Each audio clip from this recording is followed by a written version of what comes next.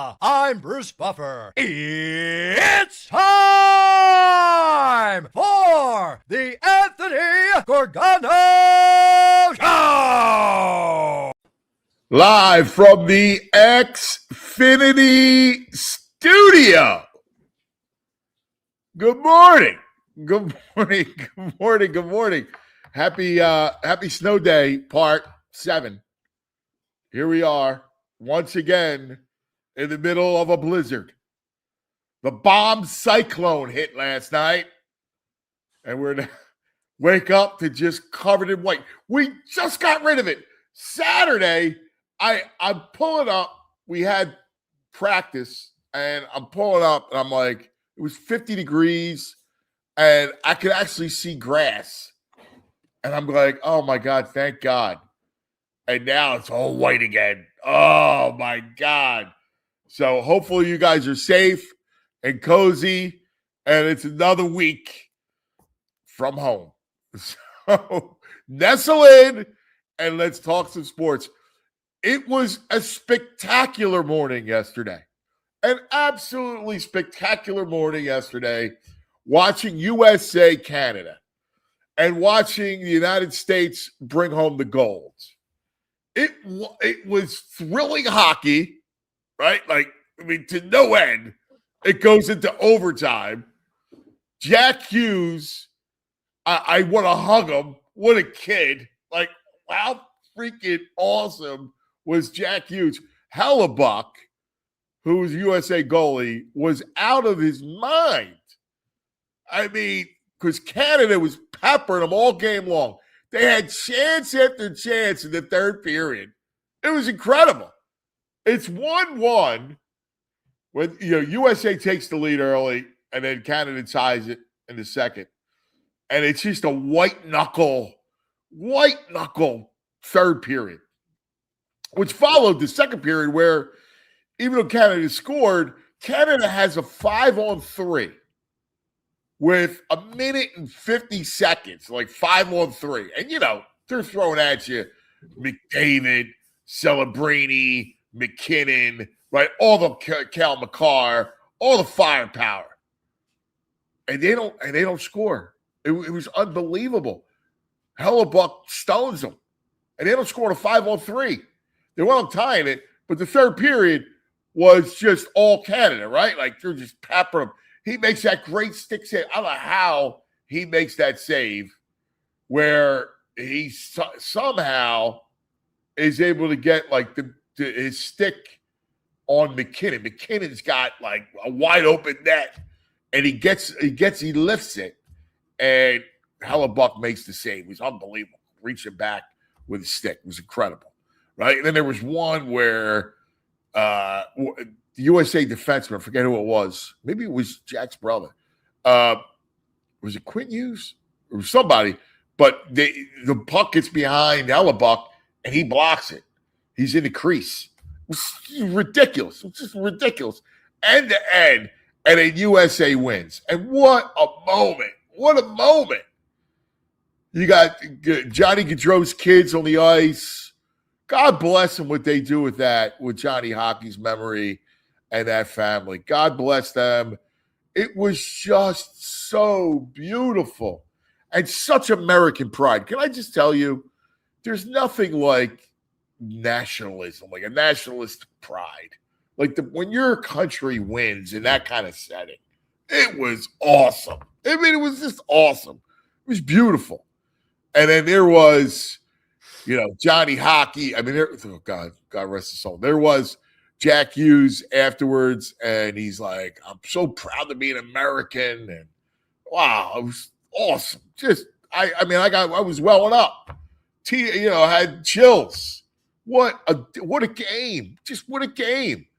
And it's interesting, throughout the whole telecast, Mike Eruzione was there. So you had the anniversary of the Miracle on Ice. So you had that thing going. It was just spectacular. I mean, obviously spectacular. I mean, I just chills. I mean, Freebird. It was awesome. Are you kidding me? Like, everything about it. What a way to start it in, morning coffee and watching incredible pucks from Milan. It was just great hockey. I'll tell you one thing. I would love a 7-game series. Give me a 7-game series of that. That is just thrilling theater. Just the sport it's a great sport. Like when you see it play like that, it's just such a great sport. It was funny. Yesterday, before the storm hits, I went up we had baseball practice. So we're at practice, the guys, Coach Jim, Coach Darryl, we were talking about, the game. All the dads talking about the game and how amazing it was. And to everybody after that was saying the same thing. Man, can't wait till Flyers. Can't wait till the Flyers get there. Like I believe in this crew. I believe in this regime. It's still very new there. Still very fresh. It's got to be a long rebuild, right? We got to have the stomach for it. But I just want that sport back. I want that sport back. It's so great. So great. And that league, it's a fun league. The NHL is a fun league. Good momentum. There's great players. Every night you see it. It's a good league. Obviously the playoffs are incredible because of that. I just want the Flyers. I can't wait for the Flyers to be back. I was thinking about it.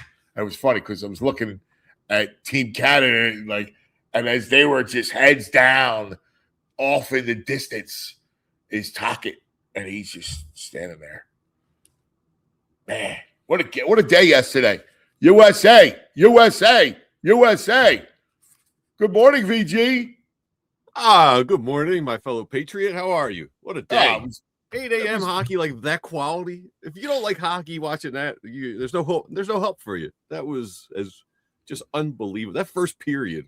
Oh man, dude. I mean the whole game, right? Like when Canada gets a 5-on-3, and they survive. Like what?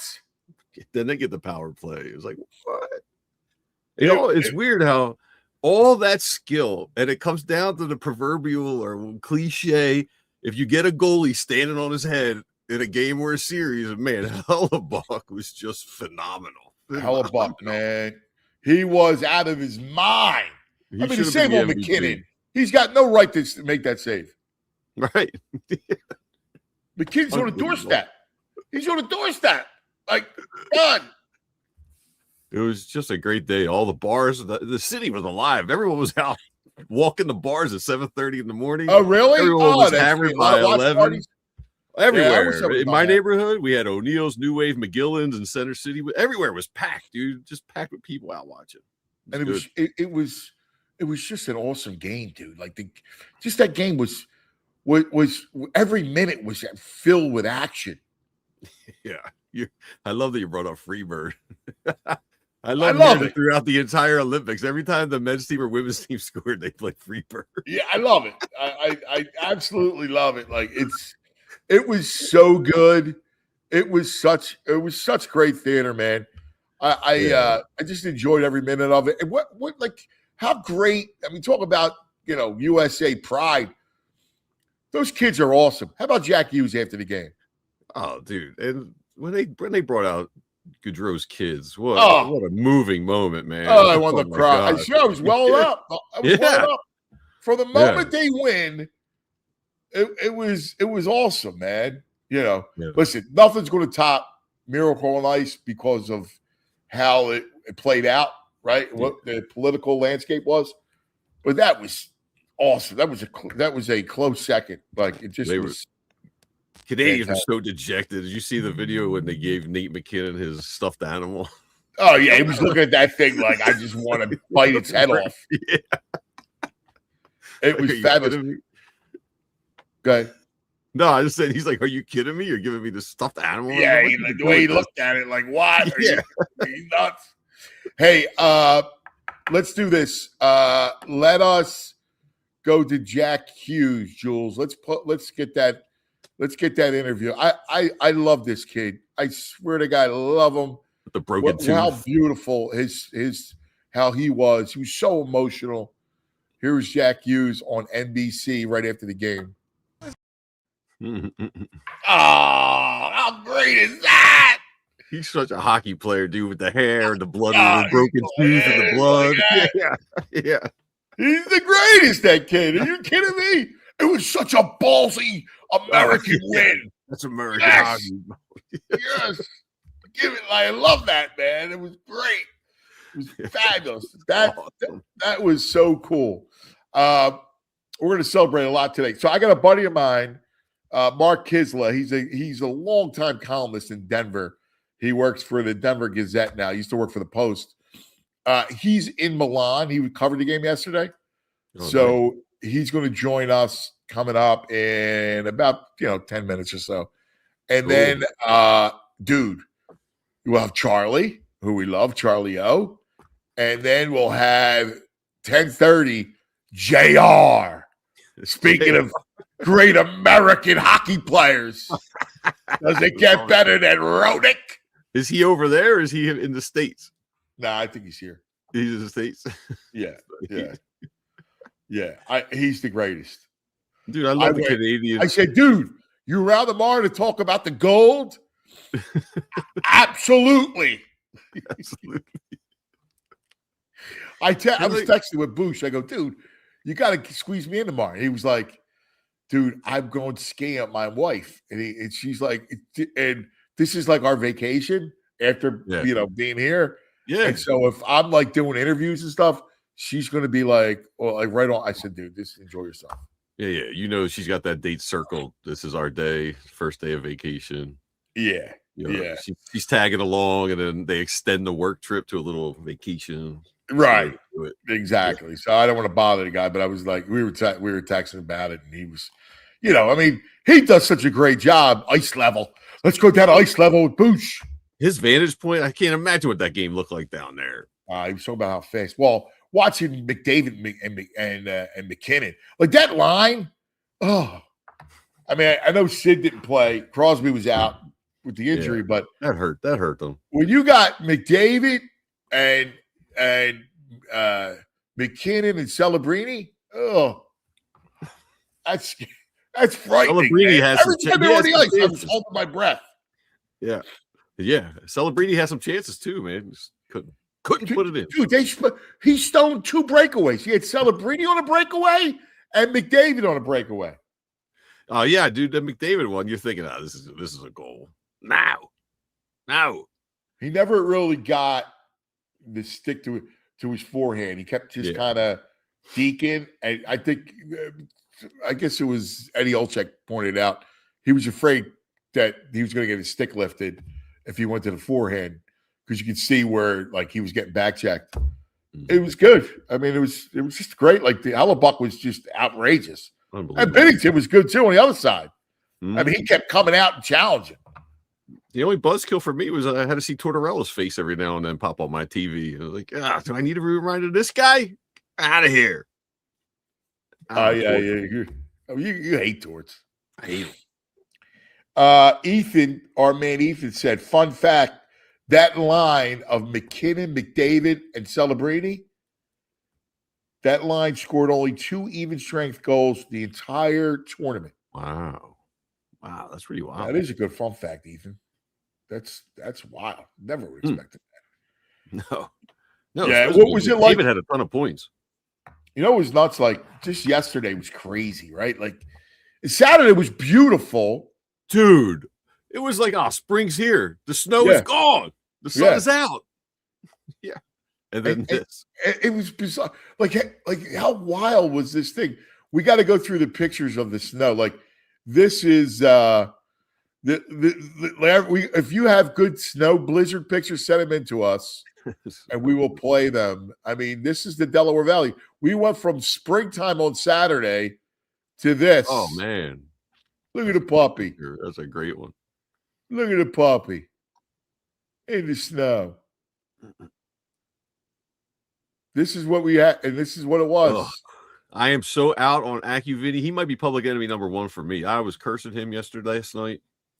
Why? AccuVini told us. He told us a week and a half ago, 2 weeks ago, we're done. No more snow for the rest of the year. He told us that.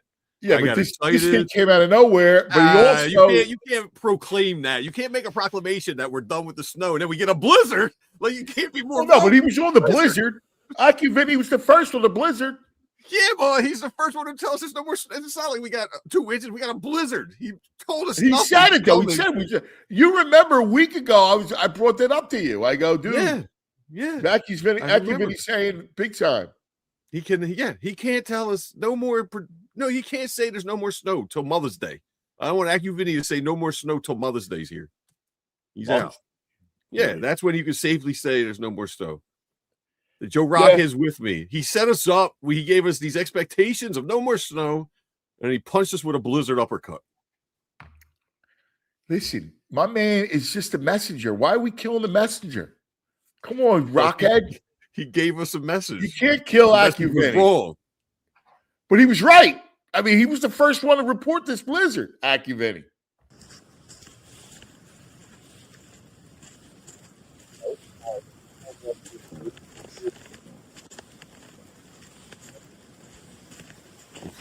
Pretty good gate.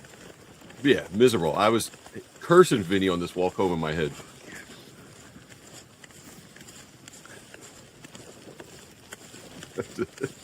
Jules, is a long video.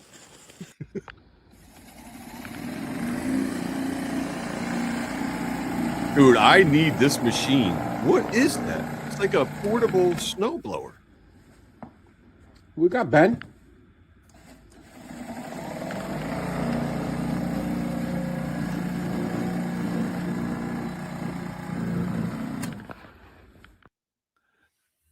Dude, that snowblower is awesome. It's a little portable one. Yeah. Yeah, get me one of them. Yeah. It was just a wild weekend. Nothing we've ever seen before because we go from spring right to a blizzard. And in between, USA wins the gold. Everybody's out partying. Mm-hmm.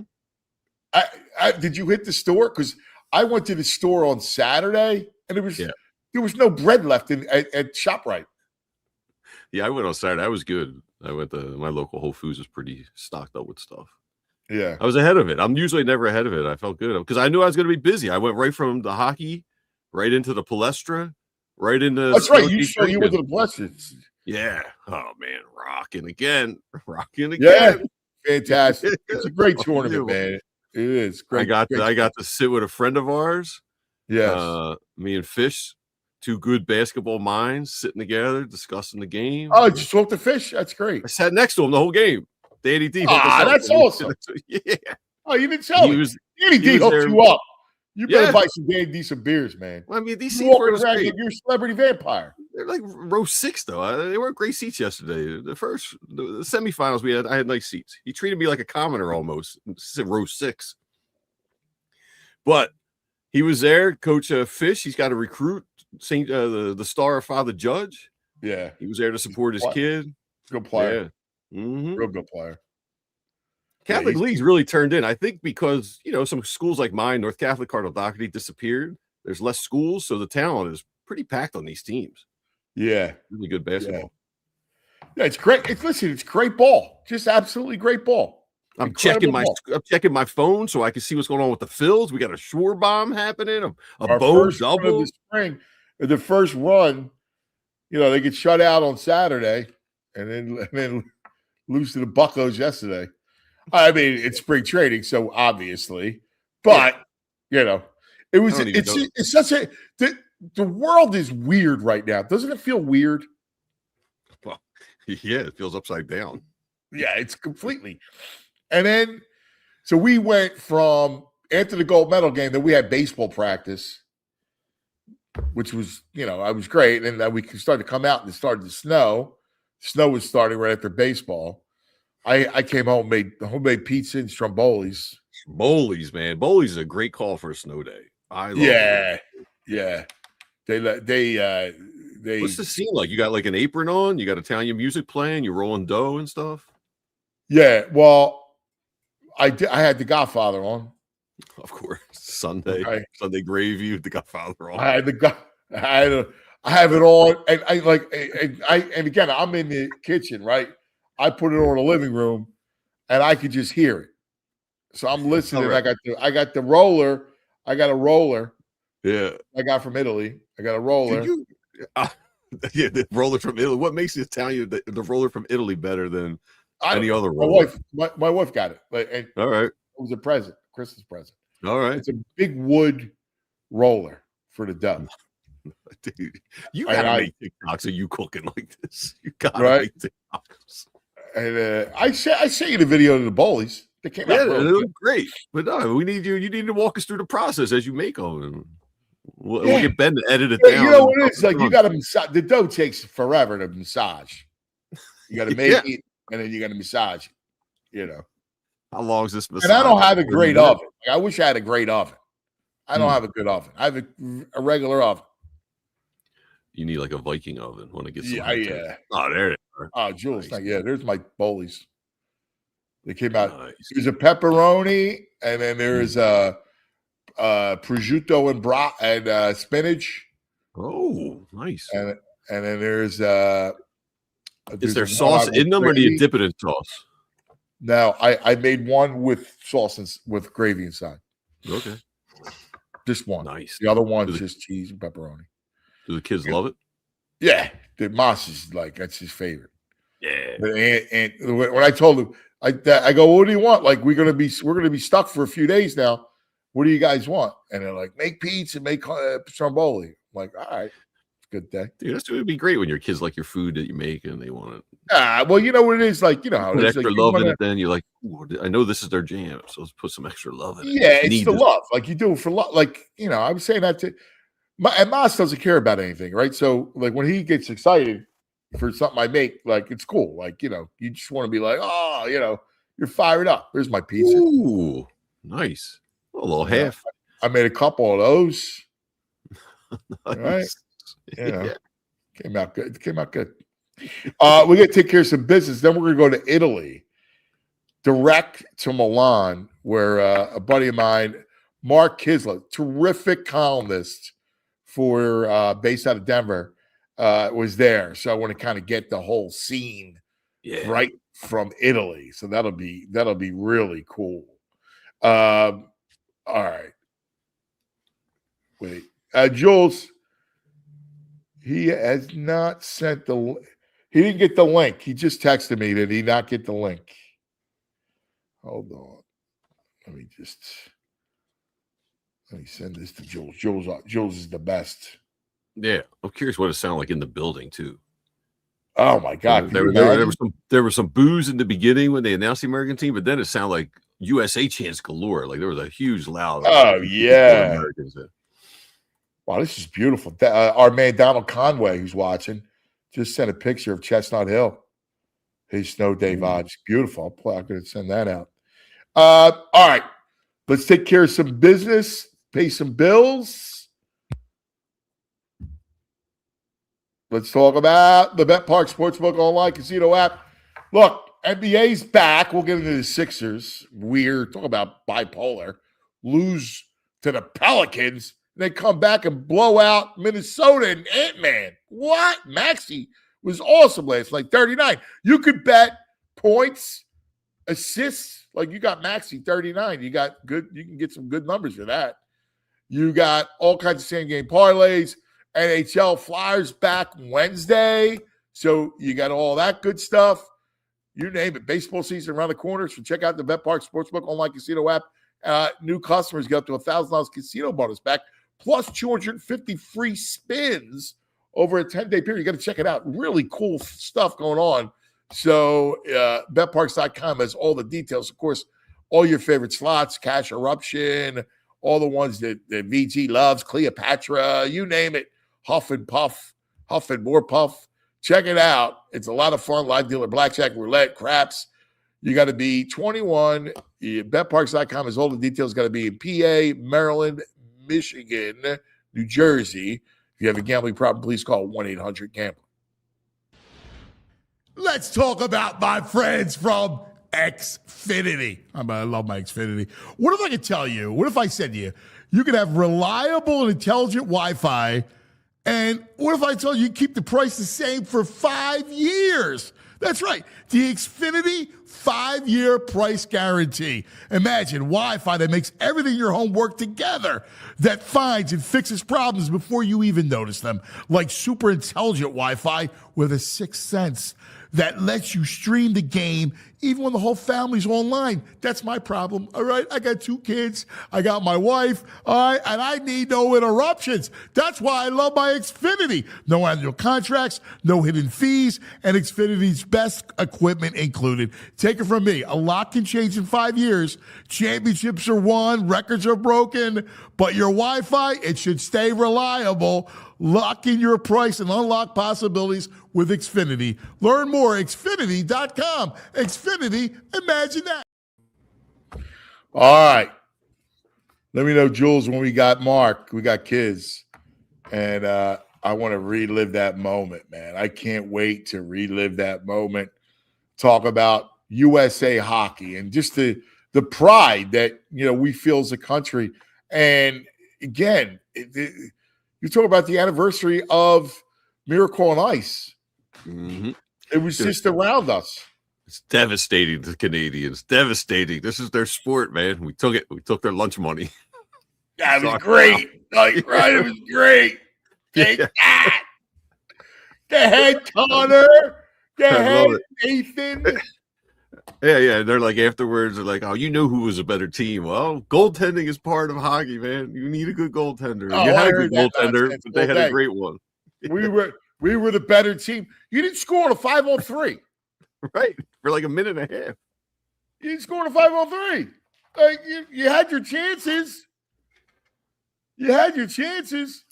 Yeah, and I thought the NBC broadcast was really good. I mean, I love the Olympics. I thought it was a great Olympics, and that was just like the extra, like, NBC was the spectacular.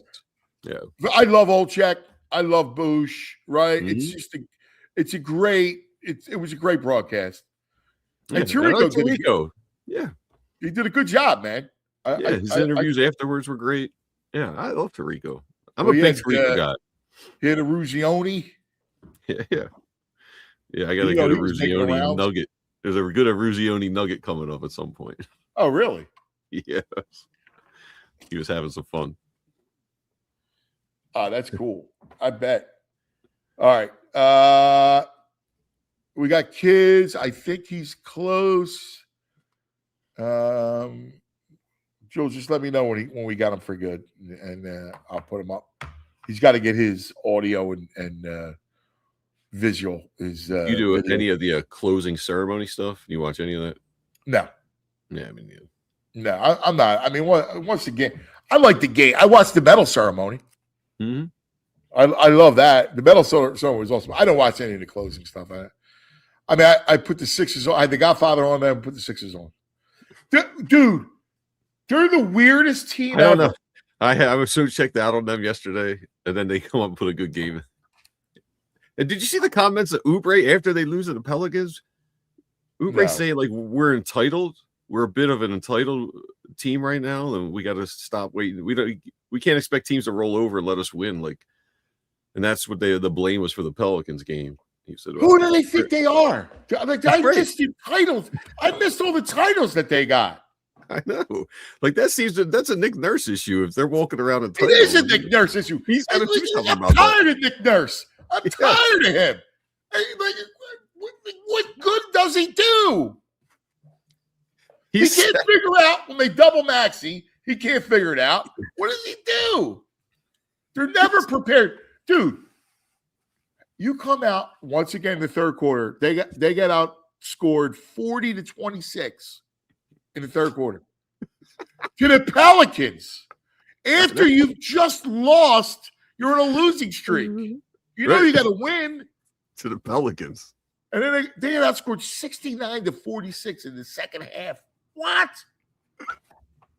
And, here's the funny thing. How bad the coaching is in the NBA. Coaching is just so irrelevant in the NBA. It's crazy. But, like, they let Minnesota lets Maxey go bananas. Like, I loved it. But how do you not double him? You got Edgecombe. Well, Edgecombe hitting like 6 threes last night, right? Yeah. Yeah, I mean, but they weren't doubling a lot. Maybe because I think I didn't see much of the game, but it looked like Nurse was running more guards, like almost 4 guards. Yeah, well, the Grimes stuff was good because, like, they need him to they need him to contribute. Produce, yeah. And he had a good game last night. He Yeah. played well last night.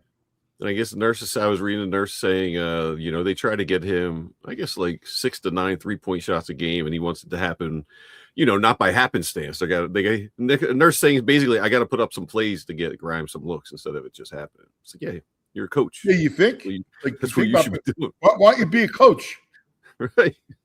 I can't stand. He's a can't stand you for me. He's pretty close for me. He's too, a can't stand him. I can't stand him.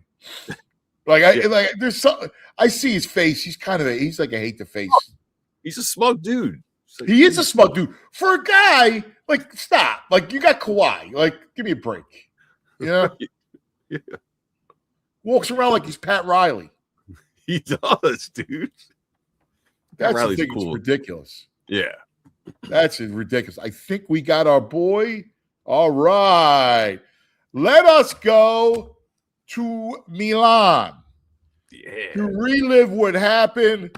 And one of the great columnists in the country, now at the Denver Gazette, longtime Denver Post. I mean, one of the great writers is a great dude. Mark Kiszla joins us. Kiz, good morning. Hey, it's afternoon here. I've already had my first glass of Pinot Grigio, so you guys got to catch up. Perfect. Me too. I freaking love it. Dude, first of all, what a moment. You've been there doing some great. I've been reading you, and you're killing it. What was that like yesterday? Just take us there. Take us to your seat. Here's the thing about Olympic hockey. Now, I cover the Avs too. I cover all Denver sports. So I've been on that 16-win cruise, or not cruise, battle to the Stanley Cup Finals. And that is intense. And that is magnificent. I mean, there's no playoffs like NHL playoffs in North America. I firmly believe that. But you win the cup and you drink out of the cup and you hug your buddy and you pop champagne. You lose the cup and you have that 100-yard stare of what just happened and the regret. But in Olympic hockey, win or lose, grown-ass men cry. And so it is intense like nothing else. Nathan McKinnon, who plays for the Avalanche, also plays for Team Canada, did not have a very good game for Team Canada, missed a wide open net, was on the ice when the winning goal was scored. And afterwards, he was very grumpy. Nate's always grumpy when he loses, and that's all right. But he said, this is way more than playing for your club team, because the whole country is, on your back. You're supposed to carry it home for Canada. And the arena had more Canadians than Americans. I would say it was about 50% in the arena Canadians, 40% American fans, and 10% people who had nothing better to do.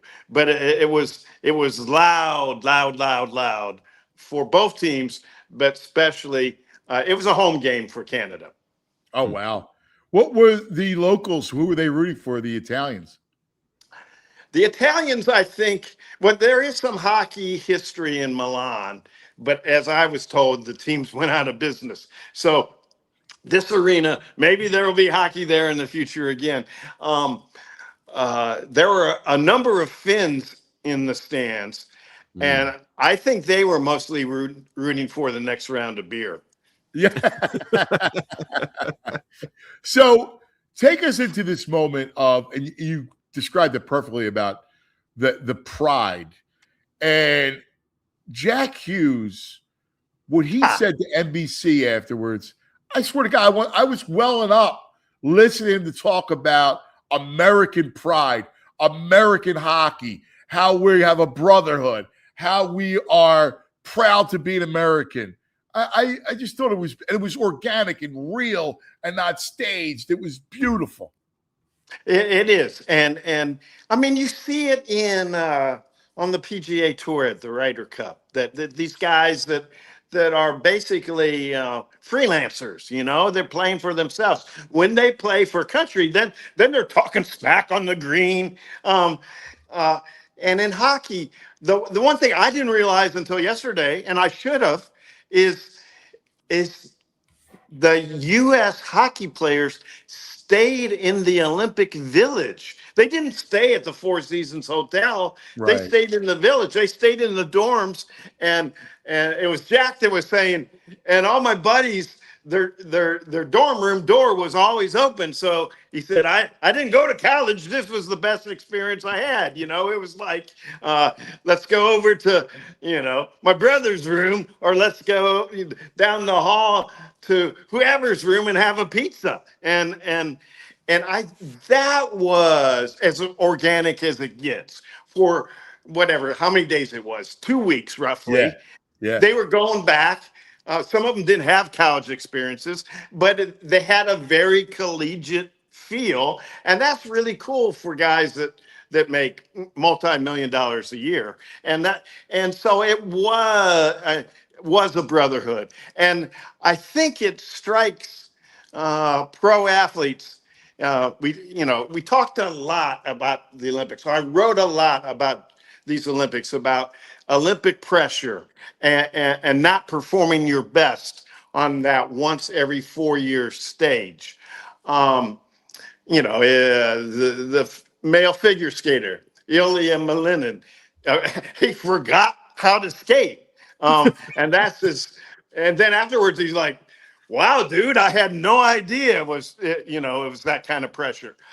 I think that these NHL stars found out the same exact thing. Like McKinnon said, it's going to take us another 4 years to get redemption for this. And by that time, this team will look entirely different. So I can't win gold with this group of guys. He grew up in the same town as Sidney Crosby, and Crosby's his hero. He's his big brother. Well, Mac can be back in France 4 years from now and win gold, but Crosby's not going to be there unless he's the coach. Right. So Mac can't win gold. He won't ever win gold with his man Sidney Crosby, and I think he felt the weight of that. And that is the Olympic experience, and that's why I like the Olympics so damn much, is because it's like nothing else in sport. I mean, do I care about skeleton? Do I care about biathlon? No, but that passion and that pressure is like nothing else in sports. I'll give you this. I heard you talking basketball right before I hopped on. Say it's game 3 of the NBA Finals, and say my man in Denver, Joker, misses 2 free throws at the end of the game, and the Nuggets lose game 3 of the NBA Finals. Well, Joker's not going to feel very good about that. But 2 days after that, he's going to have game 4, and he's going to go out and score 40 points. Right. McKinnon's got to wait 4 freaking years to make up for this 2-1 loss in which he missed an open net and he got beat on the game-winning goal. He can't get redemption for that. Yeah, that's anytime soon. It's profound. It's completely profound. I will say we got to talk about him because Hellebuck was ridiculous. And as much as he missed an open net, Hellebuck makes the ridiculous save because the way he puts his stick up somehow is able to stop it. Like it was. I mean, he was ridiculous. Yeah. Okay. Early in the third, and another one of my Avs guys, Devin Tays. Yeah. He literally puts the puck behind Helly, and Helly lunges and with his stick just tips it barely enough for it not to go over the red line. And so I asked Taser after the game, do you even know what happened there? How do you explain that? And he goes, he was not happy. He goes, I do not have an answer for that. And that's, I mean, McKinnon said, judge for yourself, which team was the better team today? And I'm like, Come on, man. Quit your whining. We know who the better netminder was, and that's hockey. That Yes. that's the oldest thing in hockey. The goalie stood on his head, eh? And He hell he said that earlier. did. Yeah, And exactly. and and as Taze told me, we didn't. I don't even have an answer for that. Because you don't. If the goalie's playing out of his mind, you can have McDavid, you can have McKinnon, you can have Macklin Celebrini, and you can have great shots. But if the goalie says, "Hell, it's not going in." And look, they had a 5-on-3. Yes. Like that power play. McKinnon, McDavid, Celebrini, McCarr, they're coming at you, and they have a 2-man advantage for 1:50. They didn't score. Yeah, and there's another old line in hockey, or old adage in hockey. If you don't score 5-on-3, you're probably going to lose the freaking game. Yeah. And that's on you, man. You played better. You had 5-on-3 and you didn't score. And your number one power play unit is all future Hall of Famers. My goodness, what do you want? Totally right.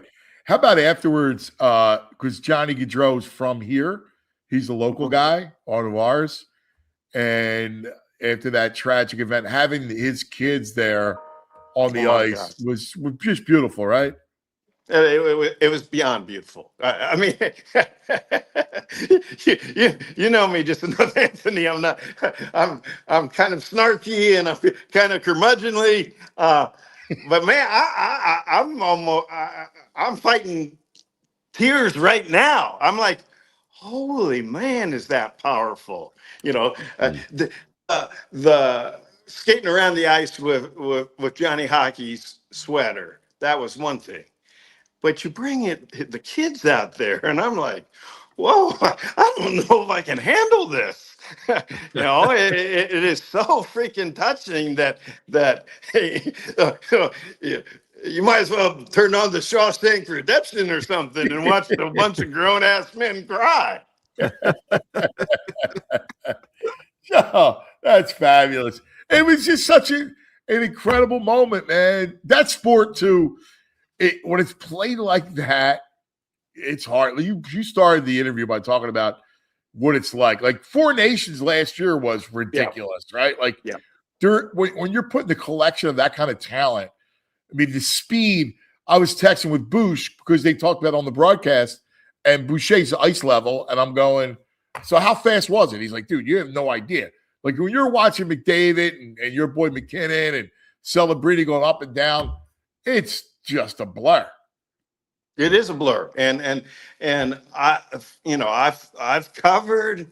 I've been lucky enough to cover every Olympic hockey tournament with the NHL players, and I still say that 2010 in Vancouver on Canadian soil, that final where Sid scores the winning goal.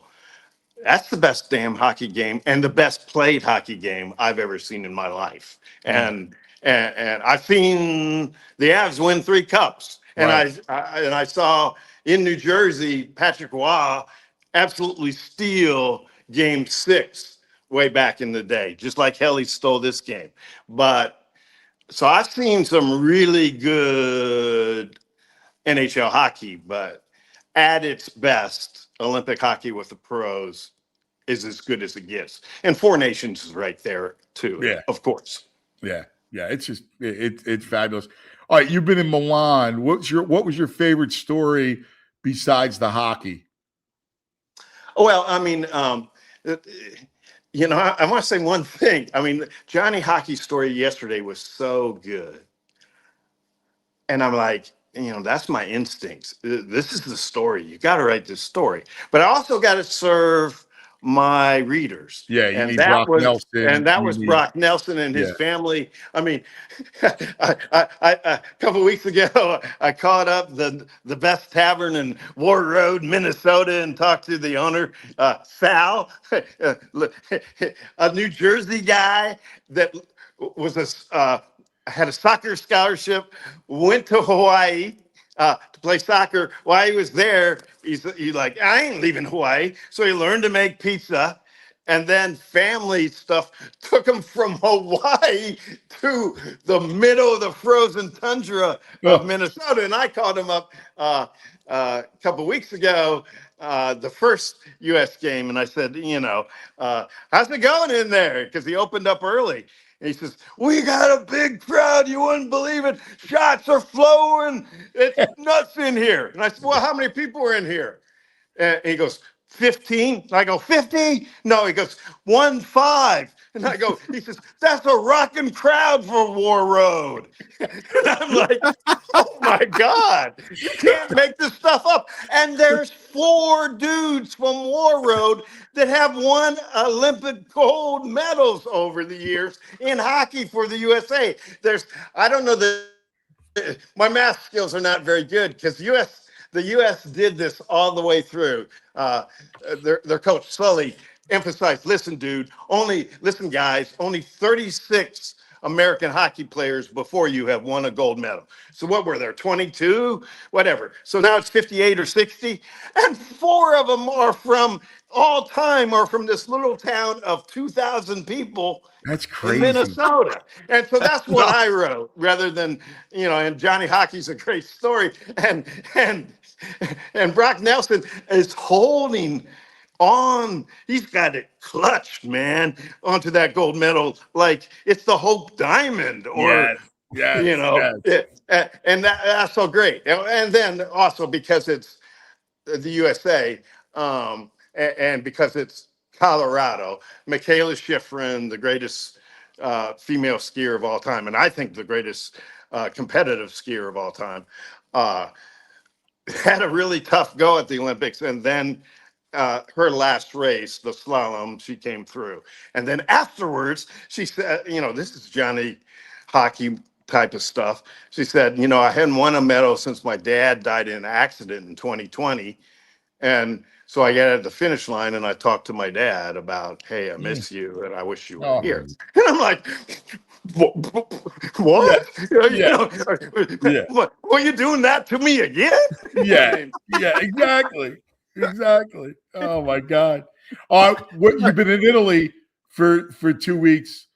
What was the best thing you ate? Now you're up north, so yeah, I'm up north. Its food's better in the south, but a couple of things, but right there is Milan is the home of risotto, and I'm a big risotto guy. Yeah. So I just had some seafood risotto and a Pinot Grigio before Nice. I talked to you guys. Nice. And I had some mushroom risotto earlier, and I also ate at a Japanese restaurant a couple of weeks ago that was just a grilled sea bass that was out of control. So I am not as big a pasta guy as I should be for being in Italy, but I did the risotto upright. That's for sure. Yeah, well, that's good risotto up north. That's fantastic. Kids, great stuff, man. Just awesome. Thank you for hanging out. You come back, what, tomorrow? Yeah, I fly back tomorrow. I'll be skiing day after tomorrow. Oh, that's great. The Broncos story, real quick, while I got you. Broncos story? Well, I mean, give Sean Payton credit. Last spring, he walked into team meetings and said, hey, this team can win the Super Bowl this year. And they bought into that. And Bo Nix looks like his competitiveness is what separates him. And Anthony, you and I have talked about this. I underestimated that part of his game. Yeah. I still don't think his arm talent is any better than average for the NFL quarterback, but his reaction to adversity is exactly what you want in an NFL quarterback. Now, having said that, Russell Wilson dead cap money comes off this offseason, so they can spend a lot of money. They can add some really good weapons, and that can really help. but also they're going to have that first place schedule. And the NFL says, all right, you think you're tough? Let's see how you do with the first place schedule. So that is what's going to be interesting to me, is how much this team has really grown up, and that next step is even harder than the last couple steps that they've already taken. How does he not take the points? He knows he knows the weather's coming. How does he? You're up 7. You're up 7. Go up 10. Kick a field goal, Sean. Yeah, and he even said, and because the guy that does the weather, the young guy that does the weather in Denver, had been saying all week long that the best motto we have is the first half of the game is going to be okay, and the second half of the game is going to be a snow globe. And the guy was right on. And so one of the things I asked Sean afterwards was, did you know the weather? And he goes, oh yeah. And I'm like, what? and so what are you thinking right there? And he hemmed and hawed, and he finally said, yes, I should have taken the points. But these analytic dudes, like, you got true football men, right, that know everything about, but they let the analytic dudes creep into their head, and then they get greedy. Well, I like analytics. I mean, you don't know this about me. My youngest brother was a math major at MIT, so he can explain some math to me, you know. And so I like it as information. Right, not but as a it's religion. not. You still have people out there, you know. You have to use both sides of your brains. You have to use the analytical side, and you have to use the art side. And I really think that if you go back and watch the movie Moneyball, that's pretty much what that movie was about. Is that yes, there are numbers that guide you and help you think about things in a new way. But the people that have to execute those numbers are human beings. They're not robots. The other one I like is the first Star Wars, and they're, you know, the robot CP3O or whatever the dude's name is, like, sir, I calculate that to get through this asteroid field, we have a 1.2% chance of survival. And Harrison Ford turns around and he growls, don't ever tell me the odds, because we're going through. And sometimes in sports, you just have to do what's in your gut, not what's. Yes. Amen. Amen, Yes. brother. Kids, you're the man, buddy. Great hanging, great talking. Have a safe trip home. Great stuff. You killed it. Thank you, sir. Thank you both. There he is.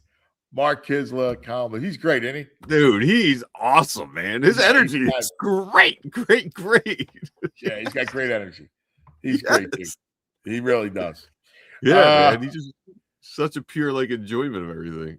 Well, I mean, like, you know, he's a sports guy, like, and you know, who loves being in the front row. I mean, like, having the front row of that stuff is special, man. Right? Like, when you get to witness those kinds of things, like being at that game yesterday, I can only imagine. We got a good friend of ours from the Flyers, Todd Glickman, who was at the game. He was at the 2 overtime days. It was Flyers. It was the Canada. Both teams win in overtime. Yeah, Finland, I think. Or Thursday. It was awesome. Yeah. It was awesome. Yeah, there was like 4 games that day. 3 of them were in overtime. Yeah, and the girls had won in overtime. The women had won in overtime. Yeah. It was cool.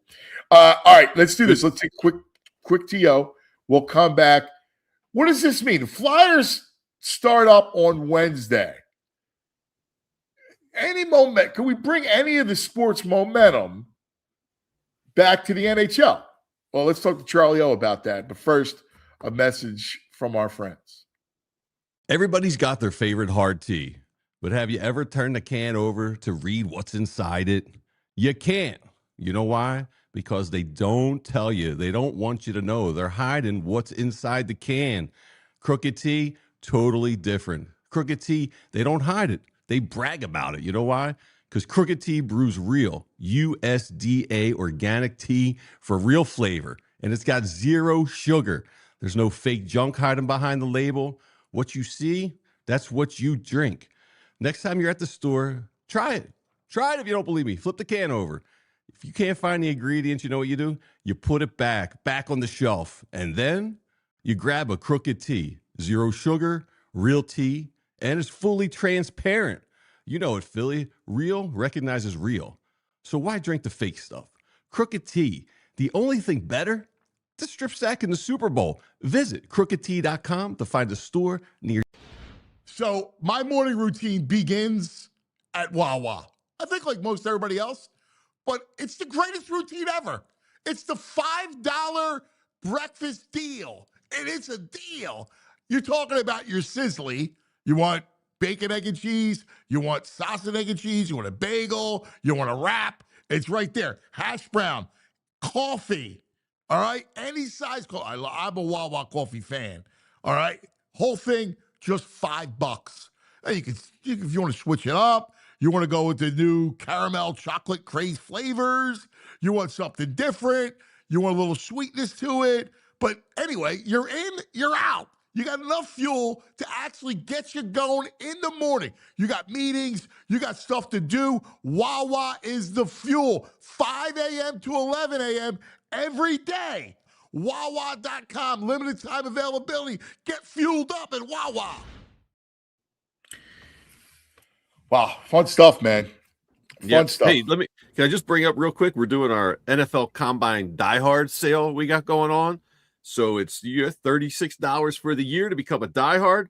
You get Franny's draft guide, and this is the best because I like to work while I have the combine on while I'm working, and you see a random name pop up. You're like, oh, that guy looks all right. Boom, you go right to Franny's draft guide. You can read all about him. It's like the most informative thing there is going on. So $36 for the year. It's a bargain of all bargains, and you get a free T-shirt. So you can't beat it. It's unbelievable. His draft guide's ridiculous. It's like it's already rolling. And he's updating every day with all this stuff. He'll be updating from the combine. It's the greatest. By the way, quick football note.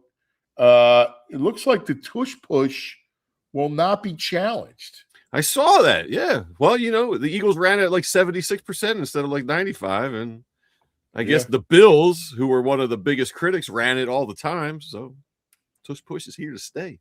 Yeah. Yeah. All right. Let's go to our man who does such a great job covering the Flyers. He's going to be back in action coming up starting Wednesday against the Caps. Charlie O on the Xfinity mobile call-in line. Charlie O'Connor, hockey whiz, best in the biz. Everyone agrees. It's Charlie. It's Charlie. Charlie O! How's it going, guys? How you doing, pal? Take us into your living room yesterday as you watched the incredible USA hockey and the brotherhood of Jack Hughes. It's awesome. Well, I mean, you can actually go directly into my living room, given the fact that we did a watch along, and there is a shot of both myself and Bill Matz going crazy when the U.S. gets the game-winning goal when Jack Hughes makes that play. No, it was a fantastic game, and I feel like it's rare in sports when a highly anticipated matchup truly does live up to the hype. It happens, but it doesn't happen all the time. You're waiting for this. You're waiting for the big national championship game, and then it ends up being a blowout. You're waiting for the Super Bowl. And I mean, look, as an Eagles fan, I love the Eagles Kansas City Super Bowl, the second one. But for a casual fan, that probably wasn't that interesting of a game. The Eagles were just better. This game 100% lived up to the hype. Canada's skaters in the game were better. Not that the U.S. was terrible, but Canada's skaters played better. They controlled the play. Connor Hellebuck was amazing, goes overtime, and then the U.S. makes that one big play. It's awesome as a USA hockey fan, too, to see this as like the culmination of, decades of the United States men's program trying to catch up with Canada. Now the women got there quicker. The women have been, battling in a true rivalry with Canada for the last 15 plus years. The men have always been a step behind the Canadian men. And look, It's not like they blew them out, but now it's a rivalry. Now it's not a one-sided, big bro picking on little bro. Now it's a rivalry, and that's just an awesome feeling. Yeah, it's legit, man. It's legit rivalry. First of all, let's start with Hellebuck and how incredible he was yesterday. I mean, some of those saves, ridiculous. The one on Taves where he gets it right before across the goal line. You have the one on McKinnon who's at the doorstep and he somehow gets his stick to deflect it. I mean, one after another, bell ringer. Yeah, he made the one save on the McDavid breakaway as well. 41 and a Celebrini breakaway. Yeah, and a Celebrini breakaway. I mean, 41 saves for Hellebuck. And, look, I'm one of those people who it's not that I dismiss the idea of some guys being chokers. It's that I think that a lot of players get tagged with the choker label unfairly because they had a couple bad games in big moments. Maybe they just weren't feeling good. I think over a large sample, eventually great players are going to play great in great moments. And Hellebuck had that tag going into this game. Yeah, great goalie, wins. His regular season last year was phenomenal. And then he coughs it up in the playoffs. Exactly. So I personally love it when guys who have the choker tag then go out there and remove that from their resume. And no one can call Connor Hellebuck a choker anymore. I mean, not only is he now a gold medal winner, he was the biggest reason why the U.S. finally beat Canada in a winner-take-all game. Hellebuck was unreal. This is the goalie that he usually is. Like, he usually is maybe not this good, but he's usually one of the 2 or 3 best goalies, if not the best goalie in the world.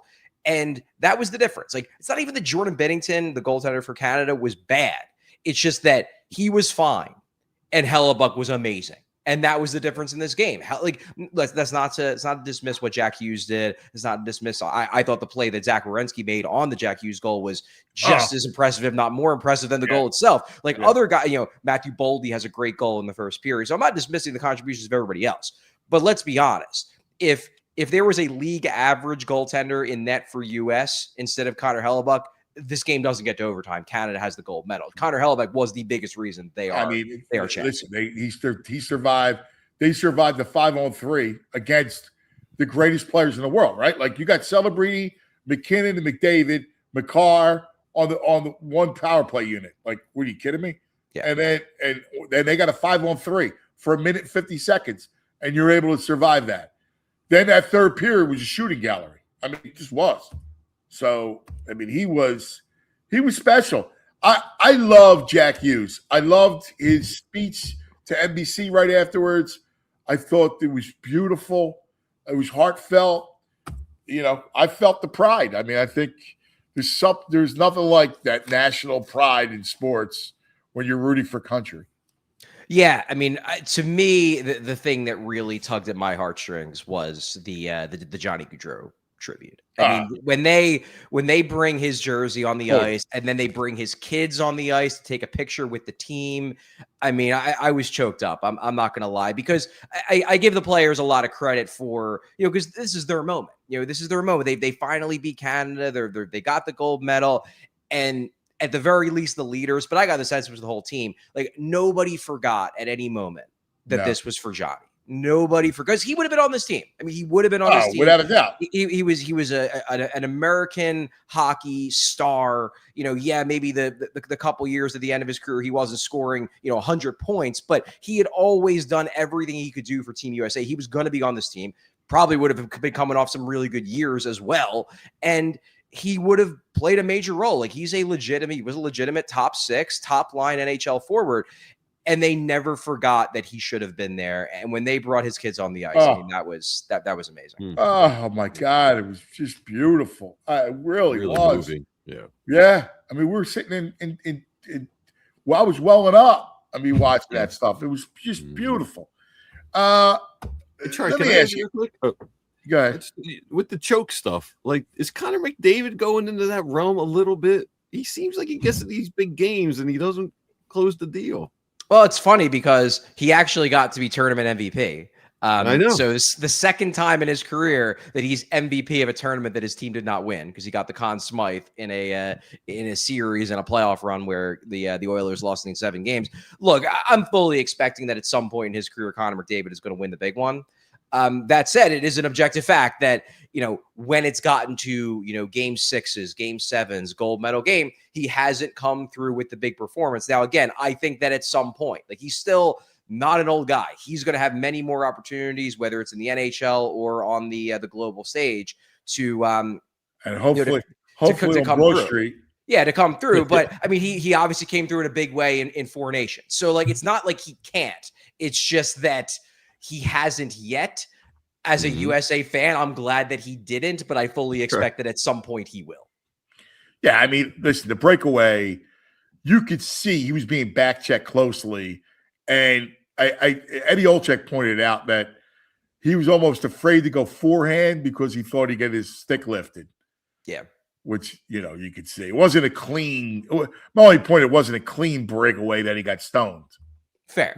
Yeah, and it's not like – I mean, again – in this game, he went up against a goalie that was at the absolute top of his game. The 2 game 7s or the 2 late, end of series games that he's lost were against Florida, a team that won back-to-back titles and is like one of the deepest and toughest teams I've seen in recent memory. So it's not like he's been losing to pushovers. It's just that he hasn't done it yet. And I think he will at some point, but I'm glad that it didn't happen yesterday. Yeah. I want him to not win it until they get tired of him in Edmonton and he comes here. There you go. How does the league take what happened yesterday morning and then pick up in the second half and just, obviously it's you're not going to be able to replicate it, but just bring some momentum a little bit. You're coming up the sport center stage in everybody's eye. It's such a great sport, and you're starting your season. And I know it's the playoffs or the NHL playoffs is the best theater, but how do you kind of bring out a little momentum off of it? Yeah, I'm not really sure you can. The only thing that they should do, and this has been an NHL problem for years, and it's just the nature of hockey, is you now have 2 guys in particular, Connor Hellebuck and Jack Hughes, who are now people or names that people know, casual sports fans know, because Hellebuck had the monster game and Hughes scored the golden goal. I think you need to try to, in your marketing, put them front and center. The unfortunate thing is neither of their NHL teams are that good this year. Like, the Devils are most likely not going to make the playoffs. The Jets are a disaster this year. So it's not like you can put them front and center in the NHL playoffs, unfortunately. But you maybe can center them, in marketing material. You can center them in national broadcast. Throw the Jets on a couple extra games, even though they're the Winnipeg Jets, because you want Connor Hellebuck to be a name that people remember, who doesn't just get forgotten for the next 2 years until there's the next best on best. I think the NHL, and this is a problem, again, as I said, they've had for a long time, they don't do a good enough job centering their individual players. It's like, it's all about the team. And look, I get it, but also, like, sports fans today love stars. And now they have 2 guys in Hellebuck and Hughes who have established themselves as stars on the national stage.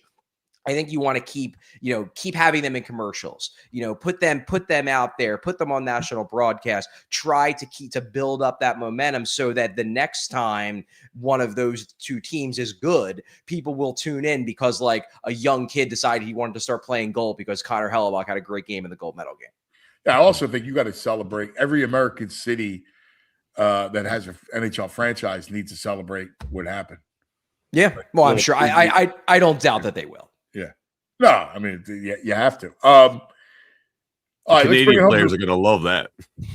Right, listen. They should have won the game, BG. They should have won the game. Yeah, that's right. Let's talk about local. Flyers come back Wednesday against the Caps. It's funny. I was looking at Tocchet. So I see Sanheim, and I see Tocchet way in the background, right? And you just see his face as all the Canadian guys are like, yes, there's Toc. He's got his head like tilted, in defeat. Now they come back home. What are we looking at second half, brother? Well, I really hope that a lot of guys in this team use this, this 2.5, 3 week break as a chance to reset, because this team obviously did not come into this break with much momentum or any momentum at all. They got a little bit better at the very, very end, but they were awful through most of January into February. They have a lot of players who just need to, hopefully they took a big old deep breath and they can come out strong. Look, I don't think they're going to make the playoffs. I think they've fallen too far behind. It would take a fantastic final 26 games to put themselves really back in the realistic race, but they could finish out this year on a high note. They could, not completely fall apart. They could win some games. Maybe Mishkov gets on a little bit of a scoring run to make himself feel better going into the offseason. Maybe Sean Couturier finally scores a freaking goal. He hasn't scored one since December. Like, they have guys who need to really get going, at least in a sense of, just to have some confidence going into next season. And hey, if they rattle off 5 or 6 straight wins, then suddenly it's interesting again. I'm just not banking on that, but they should be. Like, they should be going into this thinking, hey, let's turn the narrative of our season around. We had 3 weeks to kind of flush that. Let's rattle off some wins, and then you never know. But at the very least, I want to see them at least not lose 18 of 26 to close out the year. So do you think Talk wipes the slate clean with Mishkov and you see him playing big minutes against Washington? No. I don't. And that's just because, at this point, I don't think that there is anything that Matvei Mishkov is going to be able to do to win over Rick Tocchet this season. I think that's a next year thing. I mean, look, hey, if Tocchet proves me wrong, good for Tocchet. I'd be very happy to see Mishkov get, regular shifts in 3-on-3, be on a power play with Trevor Zegras. I would enjoy those things, but I just don't see it happening, because if it was going to happen, why hasn't it happened already? Let me play devil's advocate, right? So I'm Top, and I know I got a big break coming up, and the kids, got no steam. I mean, he does look slow and the whole thing. I mean, that's true. Reset, come back, kid, come back, ready to play. All right, flush the first half. I don't care about it. Come back, ready to play. And let's get momentum going into next year. We know that this is a long-range build. So now let's take this break, to your point, reset, and come back with a good 26 games to set you up for next year. That's why I would do it. Yeah, I mean, I'm all for that. I just, based on what I've seen Rick Tocchet do with Matvei Mishkov this season, I'm skeptical. Now, it did give him a little bit more usage at the end. He got about 16 minutes in that the first game after the controversy is what Bill and I are calling it, the carnival controversy. He gave him a little bit more usage. So maybe. Look, I'll keep an open mind here. I'm just saying that based on what I've seen of his usage of Mishkov the entire season, he's given me no reason to trust that, first game out of the break, he's going to be getting 18 minutes. I think that's a next year thing. But hey, I hope he proves me wrong. Yeah. Do you think in the offseason they have him stay here and work out? So here's the thing with that. I think they want him to. And he did express, when we spoke to him in, I believe it was early December, he expressed a desire to do that. That said, because of the collective bargaining agreement, the Flyers can't require him to do that. That's something that Mishkov has to decide to do on his own. And if he decides to, they will give him all the support. They'll make sure that he's taken care of. They'll train with him. They'll put together a program for him. But that's ultimately a decision that he is going to have to make. I hope that's the decision he makes, because I think he would benefit, number one, because he'd benefit from just being under the watchful eye of the training staff and having great equipment and being in a regimen. Number two, I think he would probably benefit from spending more time in the in the United States over the summer, because it probably would help him with English. I know that it took him time the beginning of this past season to even get back to where he was at the end of the previous season in terms of English speaking, because he spent the entire summer not speaking English to anybody because he was overseas. Yeah. I think he would benefit in terms of being able to more easily communicate with his teammates if he stays for the bulk of the summer. But again, Flyers can't make him do it. That's something he has to make the decision to do on his own. And if he does, I guarantee you the Flyers will be very, very happy. All right, going into the second half, put Mishkov aside now because he's the big story. We get it. Who are you looking out for the second half? And give me a couple guys that you're going to be really focused on, and then a couple of guys down below who you're going to be focused on. Yeah, well, if we're talking about on the team, I mean, I'm definitely going to be focused, obviously, on Mishkov. I'm going to be focused on Couturier because he's been in this awful goal-scoring slump since December. I want to see him finish off the year with at least some goals and some points to make himself feel better. I'm really going to be intrigued to see how Trevor Zegras ends the year. Number one, because I want to see if they give him more time at center. They were giving him some time at center before the break, more time than they had all year. I'm curious to see if that accelerates, especially if they like officially fall out of a playoff spot. If then it's like, all right, well, we definitely can't make the playoffs. Now let's see what you got at center. Number two, he's coming up on a new contract. So his production the rest of the year is going to go a long way towards deciding how much he's going to make on his next deal. He's an RFA, so it's not like the Flyers are going to lose him unless they want to lose him. But, if he finishes out the year with 90 points over the course of the season, he's going to be able to ask for a lot more than if he finishes off the year with 70. So these final 26 games are going to be big in terms of what his ask will be when negotiations really get going. Talking about the guys down below, I'm intrigued to see if Alex Bump can earn his way up to the big club by the end of the season. He had a big weekend this past weekend, scored a bunch of goals for the Phantoms. He's back from injury.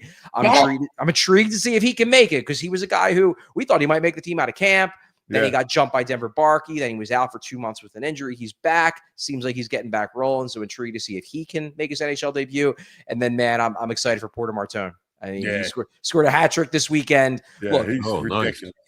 Look, he's on a team that might win the national championship. And if he does, he's not going to have a lot of time to get in games for the Flyers. But he still might be able to get in one or two. And if they get upset early in the tournament, I mean, there's a good chance we're going to see Porter Martone in the beginning of April. So I'm not rooting against him, but I do really want to see this kid because he looks special.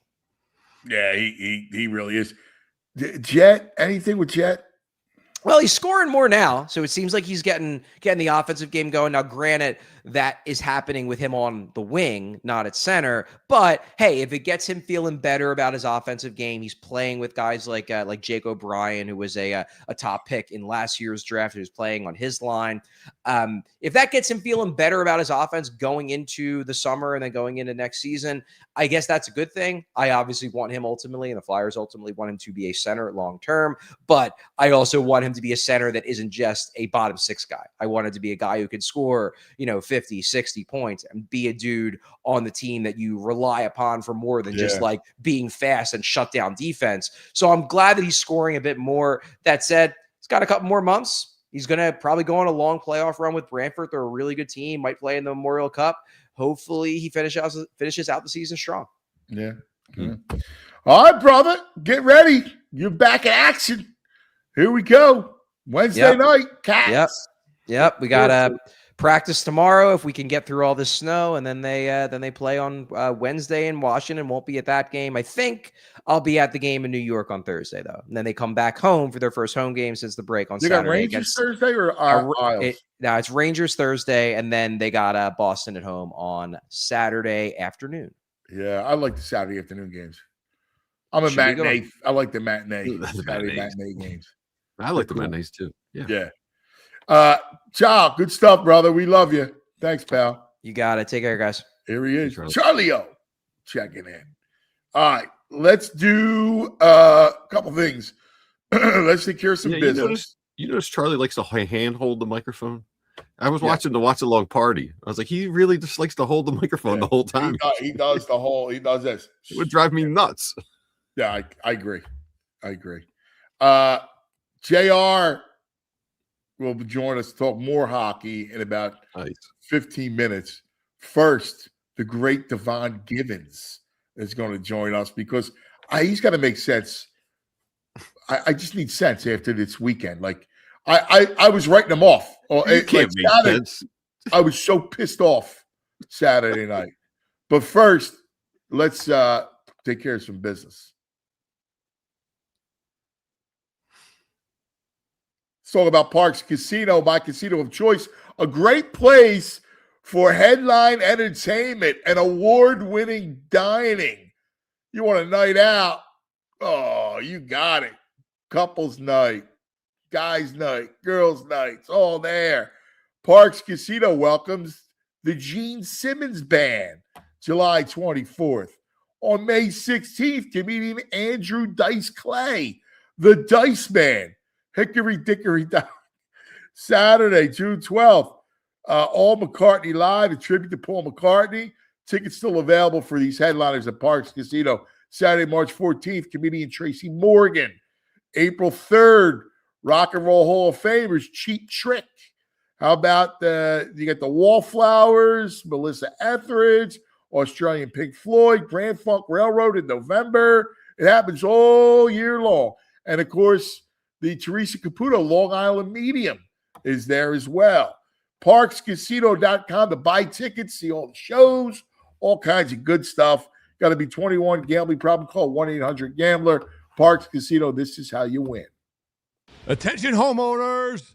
It's time to make your home work smarter, not harder. With a TrueMark Financial home equity line of credit, you can tap into your home's equity to handle renovations, upgrades, or whatever's next on your list. Do a man cave, pay off some high-interest debt. A TrueMark Financial HELOC Select gives you the flexibility to borrow when you need it on your own timeline. You start with a revolving line of credit, use only what you need, and when you're ready, you can lock in all or part of your balance at a fixed rate for those predictable payments. You only pay interest on what you use, and as you pay it back, that credit becomes available again. No reapplying, no extra steps. With competitive rates compared to most unsecured loans and flexible repayment options, this could be a smart move for your home and, more importantly, your wallet. Learn more about TrueMark Financial's home equity line of credit at TrueMark.com or stop by one of their 24 branch locations to get started. TrueMark Financial, they are federally insured by the NCUA. They are an equal opportunity lender, NMLS 404938. All right, now joining us on the Xfinity Mobile call-in line. Oh, man, to make some sense of these nonsensical Sixers, Devon Givens.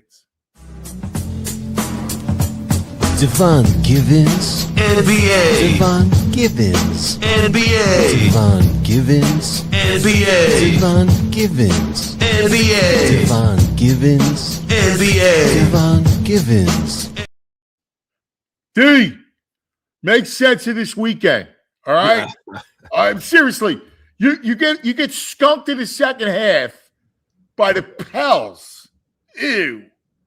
And you come back, and that's after the other night when you came back from the All-Star break in a weak-ass game. And then you skunk Minnesota and Ant-Man? Yeah, make sense of it. It's the NBA. It's basketball. I have no idea, Ant, because I just don't have an answer for that because we were all so ticked off, all of us collectively ticked off at how they handled that game with the New Orleans Pelicans, because it wasn't like the Pelicans had control of the game or anything at halftime. It happened in the second half, like it has done a lot of the season against much better teams, obviously. But second night of a back-to-back for a Pelicans team, I thought they had no shot after getting blown out by 21 to the Bucks the night before, albeit at home. There's not a good basketball team, and I thought the Sixers would end their losing streak at that point against that team. So I have no idea, man. I guess the speech was great.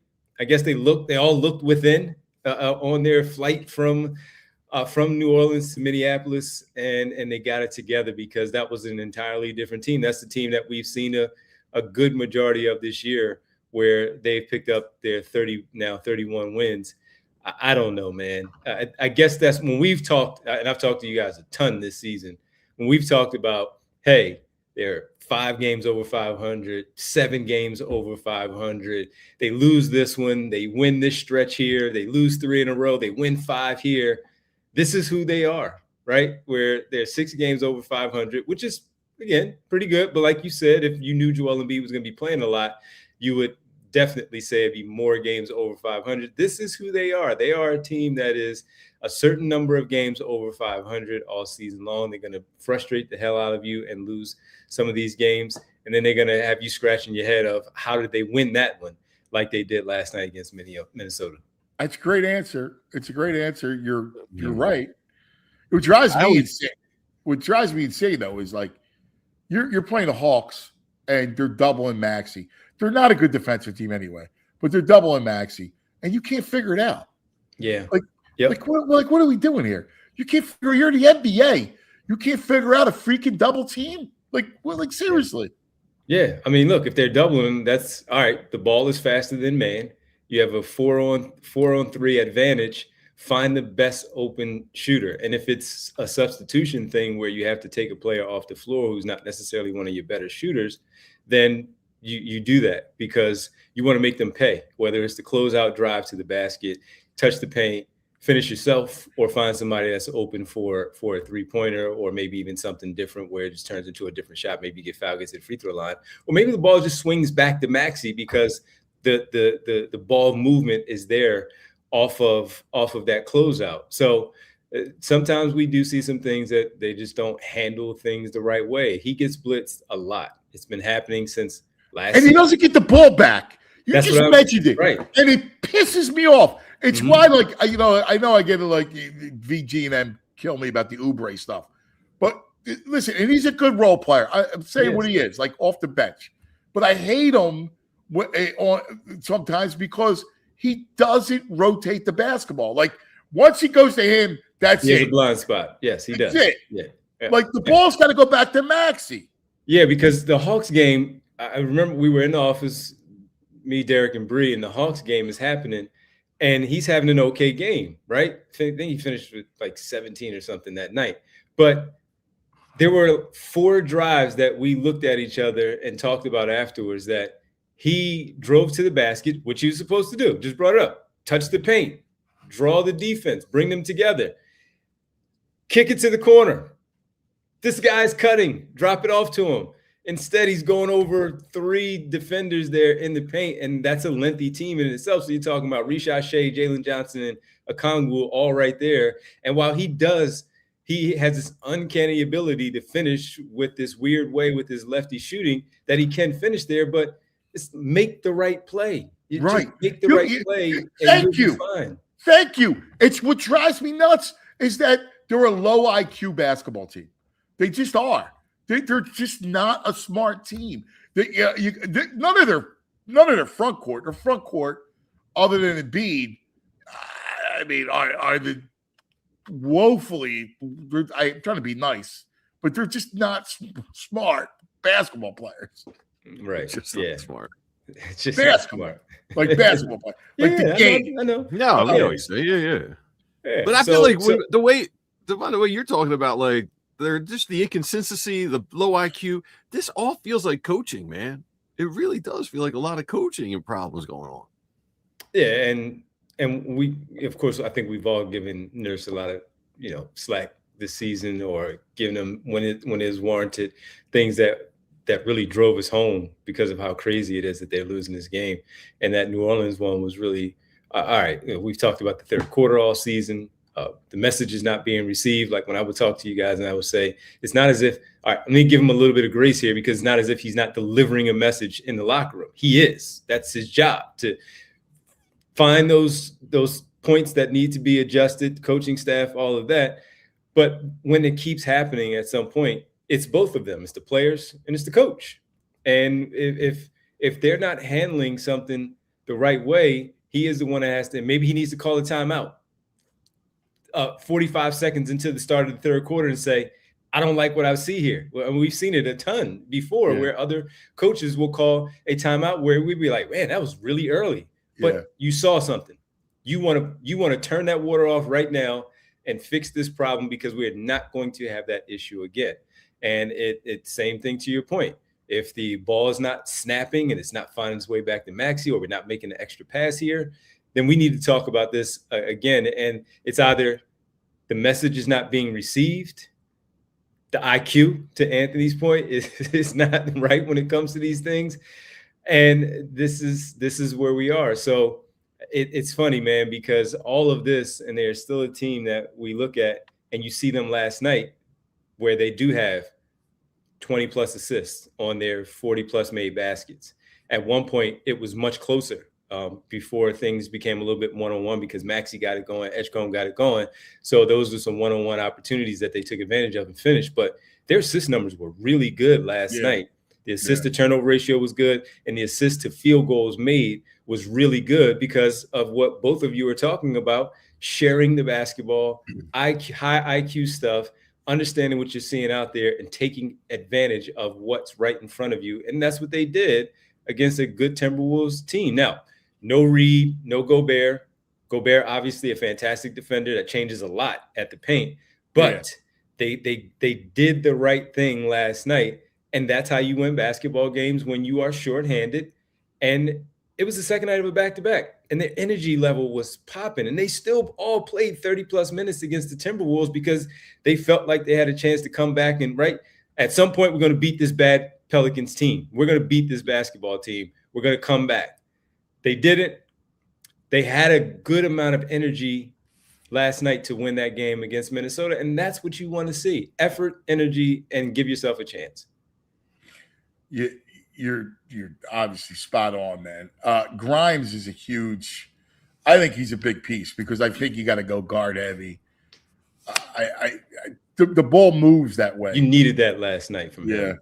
Yeah. To get that 19 off the bench, knock down a couple of shots pretty early. He had 2 threes in the first quarter, and then those assists also to Bona quickly, where he had 3 not consecutive, but I mean, they all happened really quickly in the span of like 4 minutes, where he drove to the basket on a closeout and a couple of really nice dump offs to Bona for 2 dunks and a layup.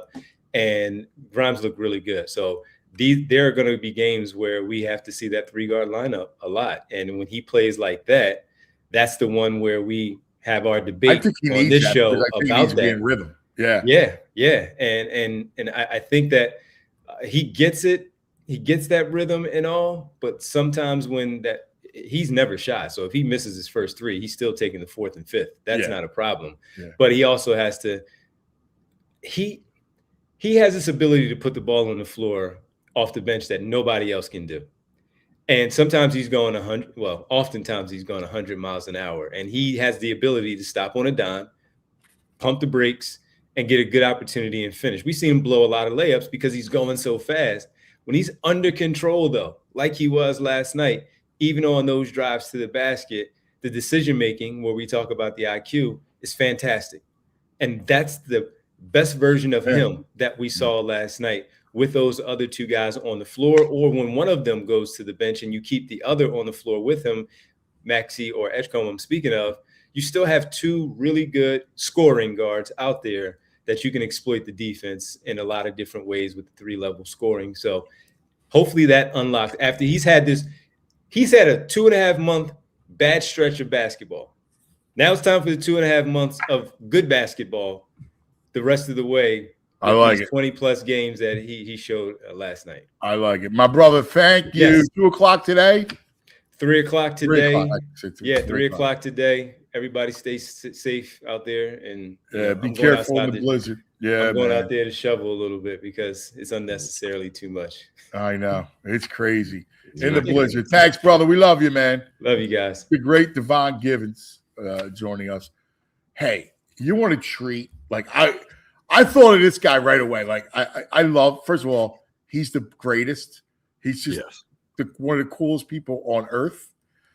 But when I think of USA hockey, I think of one man, JR. That's right. On the Xfinity mobile call-in line, the great Jeremy Roenick. USA, brother. What's up? Anytime I get a text from Anthony Gargano, I'm like, yes, please. I'm in. I'm in. I get to reach my Philly people. I get to talk to my boys. It's fantastic. Good morning, you guys. Thanks for having me on. I love you. I thought of you right away. Like, it was such an awesome moment. How did you experience it? So crazy. I was in Canada. I was in Regina, Saskatchewan, doing an event up in Saskatchewan on Saturday night. So I got up early. I had a flight at 10:45, which is Mountain Time. So I got to see the whole game in the airport. So I'm in the airport in Regina, Saskatchewan, and I'm surrounded by Canadians. And it's on every TV and every station in the airport. And I'm like, I'm watching it. I'm staying kind of quiet because everybody knows I'm American. And by the way, everybody knows me because it's Canada. Right. So I'm sitting there just trying to stay inconspicuous. I'm like pulling my hat down, trying to stay inconspicuous. And watching the game, and I'm like, oh, gee, and I'm like, oh God, and I'm screaming at the television, right, and watching everything that's happening and nervous, like there's no like nobody's business, right? Like a cat in a room full of rocking chairs, right? I'm like, holy smokes, I'm dying, and that puck went in the net in overtime, and the entire airport went silent. Wow. Like it was like a morgue in there. And I was like, and I'm sitting there going, yes, yes. And I'm screaming, I can't believe we won. We did it. And I will give a lot of credit to our Canadian neighbors up there. I had 20 people come up to me and say, congratulations. Wow. And I thought that was really cool. You know, hey, congratulations. That was a great game and all that stuff. And it was a really cool experience for me. A unbelievable experience for the United States. Let's throw in the women there. We're not going to forget the women winning. Yeah. Very, very important. To do it in both women and men is very rare. Very, very, very, very, very, very rare. But we did it. It was amazing. The boys were unbelievable. You're the godfather of American hockey, of USA hockey. Don't tell that to Chelly. We call Chelly the godfather, but I'll be his stepson or something. The journey to get this kind of respect and recognition, what's it been like? Yeah, it's amazing. Well, listen, in the 70s and 80s, we were not a good hockey nation. We would finish outside the top 5 consistently. And it was the 1980 miracle, which it was a miracle. People don't understand that there were college kids playing against 30-year-olds, 28-year-olds, and the best team, the best professional team in the world in the Russians. And it took a miracle to win that. And I was 10 years old at the time. I mean, as a hockey player, you knew where you were when Mike Ruzzi only scored that goal, and that propelled me to want to be a hockey player. That I wanted to be an Olympian. I wanted to be an NHL guy. Same with Mike McDavid, same with Chris Chelios, Brian Leach, Mike Richter. Just go on down the line, leading up until the team that won in '96 in the World Cup when we finally beat Canada in the World Cup in '96. And now we're a nation, and it's these examples. When we went to the final in 2002, we lost to the Canadians in the gold medal game. I mean, it was a brutal loss, but it was still an amazing situation because we're a superpower now. We're on the biggest stage in the world in sports in the gold medal Olympic game, and we're playing against our arch rival Canada. 2010. We're in our same U.S. versus Canada in Vancouver. We lose in overtime to Sidney Crosby goal. We've always seemed to be at the second. As Matthew Tkachuk said, we've always been the bridesmaid. We've never been the bride, right? Which was one of the best chirps of all time. Yes, right. So, and here we are now. We have our junior teams winning World Juniors. We have our women. Who, by the way, our women's team this year was probably the best female hockey team ever put together in the history of women's hockey this year. And congratulations to them winning their gold medal. The best team I've ever seen, ever, in females. And then we have one of the most unlikely upsets and wins yesterday. And let's not beat around the bush. Canada was the better team yesterday. They were unbelievable. We just had the better goalie. Yeah. And by the way, they did choke on a couple empty netters. They choked. McKinnon misses an empty net. You have Taves gets robbed with a wide open empty net with probably one of the best saves in Olympic history. Connor Hellebuck. We had the better goalie, and you give a 1-game series, and anything can happen. And you know what happened? We had a goalie that stole a game, and then we had a team that just never refused to lose. And a guy losing his teeth, Jack Hughes, right, losing his teeth and coming in and scoring a goal. That's hockey, boys. Yeah, that's why hockey players are the best people in the world. And then they stand in front of the camera and they go, "I love to be an American. I'm so proud to be an American." And if that doesn't tell you why NHL hockey players are the best athletes on the planet, there's nothing that will. Amazing day yesterday for not only for American hockey, but for the United States of America. It was. Listening to Jack Hughes, I was welling up. Chills. I'm proud to be an American, our American brotherhood. And he's calling out Hellebuck. He's calling out his guys, praising his guys, talking about what it meant. And he was so emotional, so real. Man, I just wanted to hug that kid. I was like, you're the greatest. It's like other sports should take a lesson from experiences like this and watch the comments, right? It's about the team. It's how great his teammates did. It's about, representing the right things in America. I mean, in our country today, where everything is so divided and there's so much rhetoric. This was the one thing over the last year that brought 99.9% of the people together, right? We can all enjoy. USA had their best Winter Olympic performance in medals in history. 32 medals, 12 golds. I mean, an amazing. And we just need more of this. People need to watch this, see why America is the greatest country in the world, and stop with the crazy BS division. We have the greatest country in the world. I think our athletes, well, I'm not saying all of our athletes, because we did have a couple dumbasses over there use their stage to be,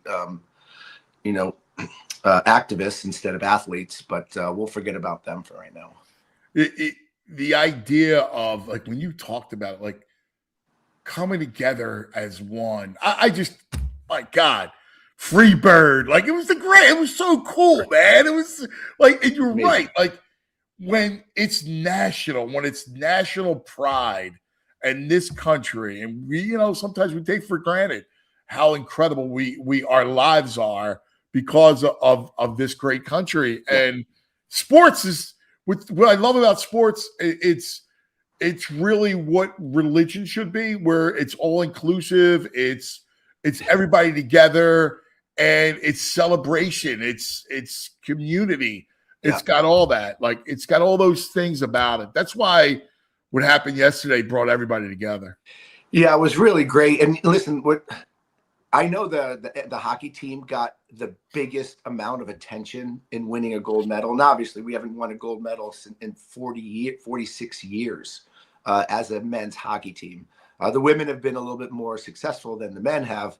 But, I mean, we won 12 gold medals in this Olympics. I mean, that's amazing. And my hat's off to everybody, all those great athletes that won gold medals, silver medals. I have a silver medal. It's one of my most prized possessions from 2002.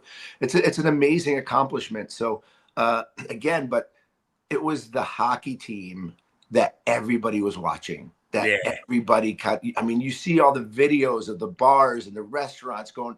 I watched a video of people watching it in an airplane, and the place goes crazy. I watched a video. There's a Pee-wee hockey game getting filmed. And the parents start screaming in the stands, and all the kids just stop and they start celebrating together, right? I mean, that's why sports is amazing. And these kids that are sitting on the ice that heard their parents screaming, they learned the lesson of what patriotism is, of celebrating something, and they all celebrated together. They forgot that they were having a game against each other. They started tapping their sticks, going USA, high-fiving each other.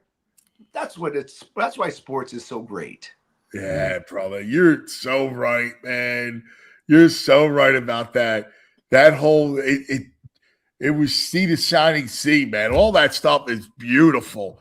That immense pride that you get filled with was just so cool. Yeah. And to your point about hockey, like, those dudes, like, the care, like, they just want to play. Like, not all sports guys want to play every night. Like, we talk about the NBA a lot and how frustrating it is, because, like, you want to see guys compete. Like, Who doesn't want to compete? Why would you? There's a kid who's a great player at University of Kansas who's load managing himself in college before he gets to the NBA. Yeah, you know what? It's crazy. It's you listen. People aren't stupid, right? They see with their own eyes. They see things, and they can create their own opinions if they want to. But they see every single football play, and the guy gets up. He's like, look at me, look at me, look at me. Okay, listen, just play the game. Play the game. Celebrate at the right time and celebrate properly. I'm sorry, but look at LeBron James falling all over the place, and he doesn't even get touched. Some people just miss games, and I'm not singling out certain people. Maybe I'm singling out LeBron James. I'm not a big fan, but look what happened to Jack Hughes. Getting hit in the face, gets 2 teeth blown out of his mouth. He doesn't miss a shift. He actually takes a penalty with a high stick right after, and he's sitting in the box probably freaking out because now the Canadians are on a power play late in the game, and he comes out and scores a winning goal. Doesn't miss a minute. Doesn't even complain. Doesn't say anything. And I think the picture of him standing there with his teeth all mangled and with a smile tells you all about what is most important, and that's winning as a team. That your personal sacrifice, and that's I love that. I just think it's a lot of people can learn from what they saw yesterday, and hey, it's amazing. It really is. It truly is. Truly is, brother. Hey, I got to ask you why I got you. Flyers. What here the restart is. It's tough, right? Like the whole story, and this is year 2 of a new regime with Jonesy, first year for Talk, the whole thing. What's the mindset? Like because Flyer fans, you see this, and you go, oh my God, I miss the Flyers. And listen, you loved it here. We loved you.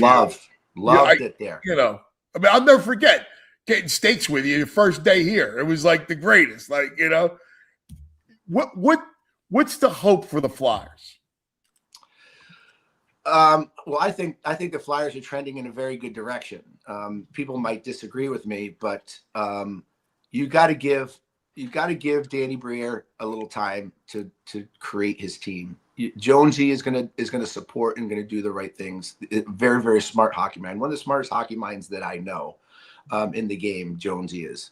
What's funny? People I don't think because he's so funny and he's got great quips. He is a great hockey guy. Like when you talk the game with him, he's so smart. Amazing. Well, I sat in numerous nights on television in the green room, listening to him talk about games, listening to him break down games. And, his hockey mind, his hockey brain is incredible. His eye for talent is incredible, which is a trait. And then you have Rick Tocchet on the bench. It's his first year. You got to give Talk. Talk is a proven winner behind the bench. Look what he did with Vancouver, that team for a short amount of time. He had one of the worst teams in Phoenix playing well. To play for Rick Tocchet is a treat, and the guys are going to play for Rick Tocchet. You give him another year, give him a couple more draft picks, another year to grow. I mean, this team's 5 games over 500. It's not like they're having a terrible year. They're just involved with a year where the East is like as good as it's ever been in the National Hockey League. Only one team is under 500 in the East, and that's the Rangers. Who would have ever thought that? So I think the Flyers are on their trend, going in the right direction. I think they will continue to get better. Talk is going to make sure that's going to happen. And listen, the Flyer fans deserve that, and I think they'll get it. But they just have to stay patient. Yeah, that's the key.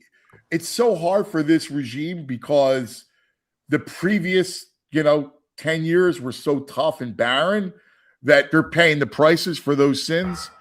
But you look at them and, like you got to get Mishkov time. Like he's another, like when you see the arc of a great player, he comes on, you see the skill the kid has from another country, comes here. Sometimes your sophomore year, you like that in college, right? You're comfortable. and you eat bad. You don't work as hard. Don't work out as much and as But hard you as you think, should. you know what? After your first year, you think you've made it. Yeah. Right. Mm. Oh, I played my first year. I've now made it. Right. Yeah. That's not so true. The easy part is getting there. The hard part is staying there and increasing. That's the hard part because you have people chasing you. And I think, again, and you're right, coming from another country, different culture, different language, better players. It's a lot to really get used to. And that kid's a star. He will be a star. You can see the talent that he has. But they're gonna fill the corral with some really good players. And I think I'm not worried about the Flyers in the next few years. They're trending in the right direction. And whenever you have Rick Tocchet behind the bench, you better play well because he's going to make sure that you're going to play well. And he demands respect and he gets respect. You're the greatest, guy. You're the JR. You're the best. What's going on in your world? What's any rattlesnakes? I'm crazy busy. Yeah. I'm constantly traveling. I'm going all over the place, doing a lot of speaking events. I got a bunch of businesses that I'm running. I'm selling my whiskey. I got a blockchain merchant services business. I'm helping people save money on their merchant services fees. PayChain X. If you have a business, I can save you money. What's the website? Tell people. Just go to paychainx.com. It's right there. PayChain X. If you have a business and you want to save money on your merchant services fees, I'm the guy that can do it. So I will do the best I can. And I'm just loving life. I'm out here in San Diego. I mean, look how beautiful the sky is out there, right? It's like, we got a blizzard here, JR. I heard that. But no, I couldn't be more blessed, Anthony. I appreciate you having me on. It's a treat seeing you guys, and I get to reach out to all my Philly fans, and I thank everybody out there for being such a supporter of mine. I was there for a short time, but it felt like I was there for my whole career. It's the truth, man. Like you always felt like, listen, Blackhawks, we get it. I say this every time, but we're right there with them. Like we loved you, and there was a great kinship, man. You loved it. Well, listen, and this is the pure trick for any athlete coming into Philadelphia, right? Play your ass off. All right. Give some time to the community, right? Play with pain and play consistent. Play hard every night because the fans are going to be in that stand cheering hard every night, and they expect the same on the ice. So sacrifice, work hard, and give whatever you can for the cause. They will see it. They will support you. You're the greatest, brother. Everybody. Hey, Anthony, can I real quick? Because I was at the bar last night having some snow beers, and I mentioned JR was coming on, and right away the whole bar goes into NHL '94 for Sega Genesis. Yeah.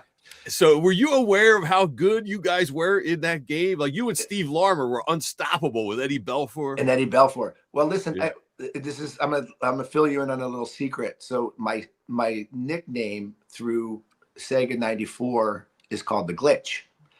So when they were making the game, whoever was creating my character made a mistake and did a little unfortunate enter into my rating, which it was 99.9. I was the only 99.9 rater in the history of gaming, and I couldn't be beat. And I was like, I didn't know this because I wasn't a gamer. It wasn't until people started coming up to me and being like, I'm winning so much money in my college dorm playing, Sega 94. And then it was, 96 with Swingers and Vince Vaughn putting it on. It became like a pop icon, and that I just wish I was as good on the real ice as I was in the gaming. But it is one of my favorite things to talk about and one of my claim to fames. And I'm glad I can help people win some bets in their dormitories over the years. It was the greatest, dude. Like that one day we got to just talk all about it because it was the game for a whole generation. Yeah. And the fact that Vince Vaughn did that was so cool because it's not so much me, it's Roenick. He's good. He's making Gretzky's head bleed. It's like, what? It's crazy. It's unbelievable. It's the best, man. But you know what? That is the one thing when people want to come up and talk to me and they might be nervous or hesitant. That's one of the go-tos that they come up to say, hey, you were the best player on Sega Genesis 94. Whatever. That is the most of the opening line to me, which is I think it's pretty comical, but I'll take it any way I can get it. Well, you know what's cool about you is like you embrace it all. You're like, you don't get tired of anything. You're like, this is cool. No. If they didn't come up to me, I'd be really sad, Anthony. You know, it's the day that they don't come up to me, they don't ask for an autograph, or they don't ask for a picture, they don't say hi, then I'm irrelevant. And I don't ever want to be irrelevant. I want to make a change in people. I want to make people happy. And they, by the way, they made me happy. The fans are the most important part of the game. They pay their hard-earned money to come sit in an arena to watch us play. And if it wasn't for the fans doing that, we would just be a regular men's league at a local arena with a designated beer guy. That's it. That's beautiful. Well said, brother. You're the best. You're a treasure, man. We love you. Thank you, guys. Really appreciate it. I love you all. Love all my Philly people, too. See ya! See you guys. He's the greatest, man. I freaking love that dude.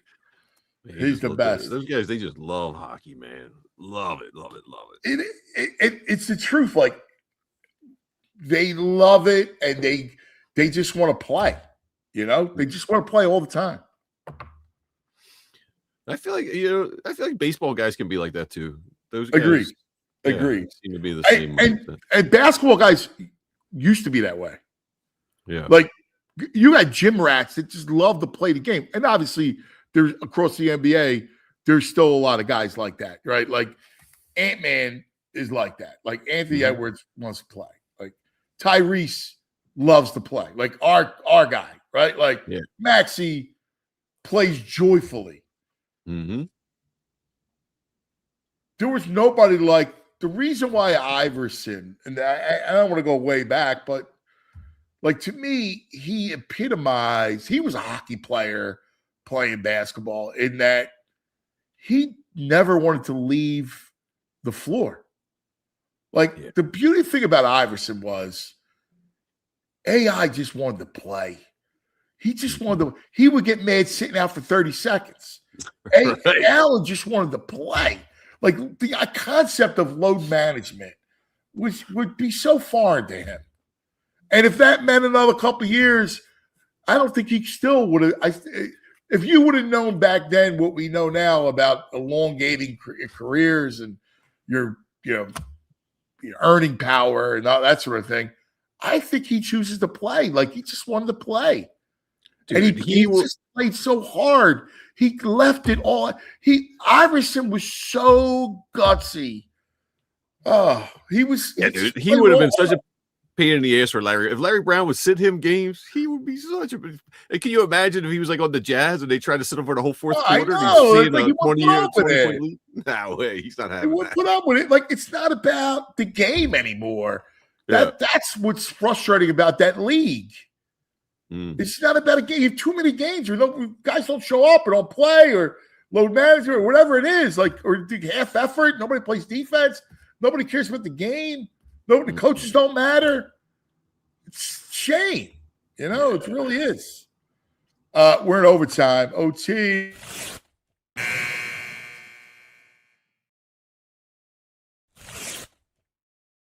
Check us out on YouTube. Like and subscribe. Yeah, I mean, it's tough, man. It really is. It's I love the game, man. I love the league. I still watch the league. I hate their direction.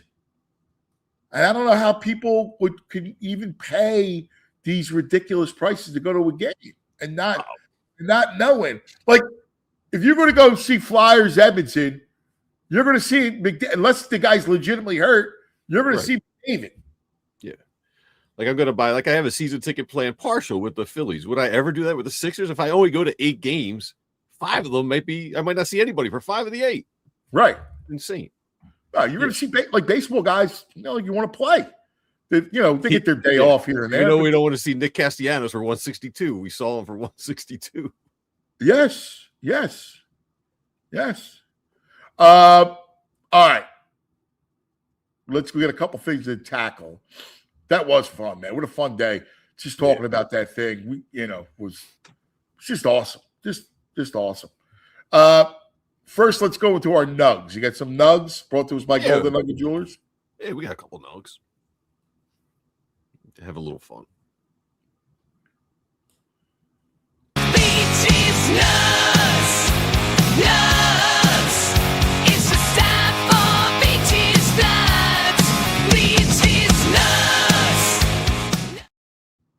I teased it a little earlier with Micah Ruzioni having some fun. You know, he's the old head, the captain of the 1980 team. So Dylan Larkin's got him up on his shoulders, carrying him through the village last night. The video's pretty good. He's having a blast with Ruzioni.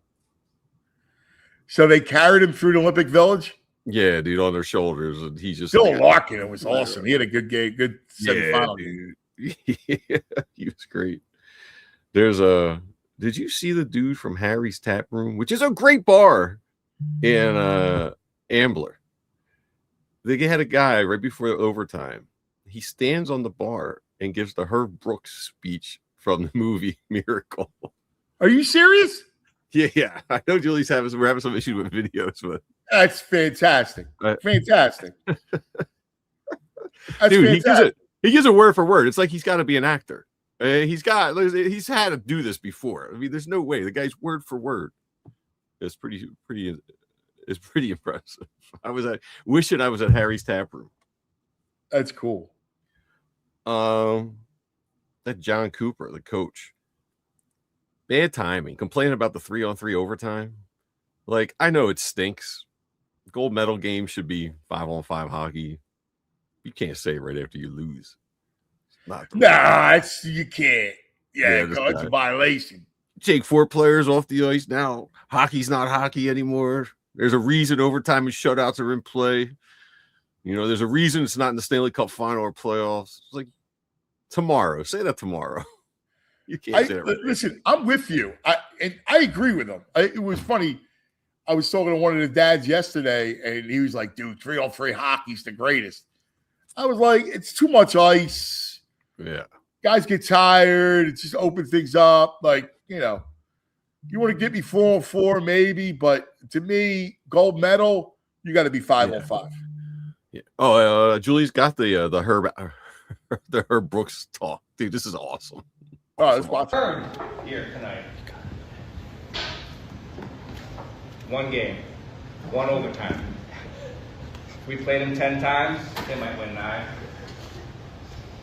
But not this game. Not tonight. Tonight, we skate with them. Tonight, we stay with them. And we shut them down because we can!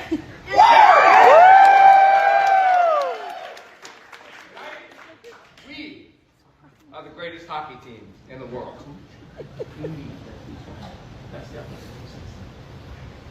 You were born to be hockey players, every one of you. And you were meant to be here tonight. This is your time. Their time is done. It's over. This is your time. Now go out there and take it. Dude, he's even got the color suit. I know, with the tie, shirt tie. The brown, like the tan suit. Oh my God. He's got the suit. He was great. Amazing. He was fantastic. Yeah, my man. God, he was great. See him in the chat's like, that dude's been waiting for that moment his whole drinking life. Yes. Yeah, guess what? He did a great job too. I applaud him. He had a beer in his hand. He was ready to go. When he's like, you were born for this. He's looking at the people at the bar. You were born for this moment. He was unbelievable. He was great. Great. Yeah. He was fantastic. All right, we got one more video from the weekend. I'm not leading up because you're not going to be happy.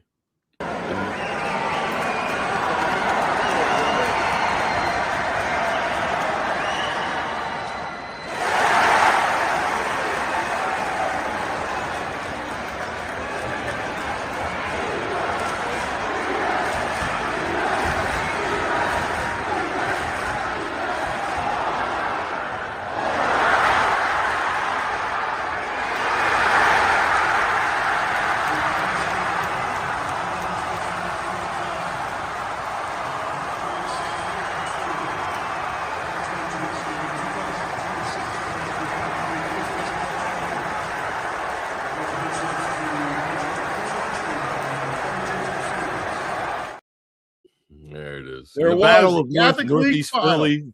It's Northeast Philly versus South Philly, and Northeast Philly won yesterday. They just Catholic League, the Catholic League Championship. Oh, awesome stuff. Congratulations to your boys. They're not my boys. Also, congratulations. Imhotep won their 4th straight public. Well, they are your boys. They're Northeast peeps. They're our rivals. North Catholic's rival was Judge. They're not my boys.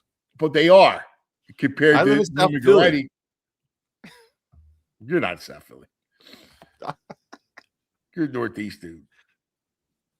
I was. People change. So, and you sat next to Coach Fish. Coach Fish. I got a nice picture of us. Hey, look at those baseball. Hey, here you go, man. That's a good shot. Like you got your pen. Doing he does a lot of score watching. You know, he's watching the other teams in the conference yesterday. Every break, he's got to see what like Memphis is doing. Great college basketball weekend. Duke beat Michigan. How about that? Trash Man was 3-0 this weekend. I gave you Duke. I gave you Arizona. I gave you Iona on Friday night. Had a nice weekend. There you go. Trash just what I said. The daily grind brought to us by the Bet Parks app. Gotta like it.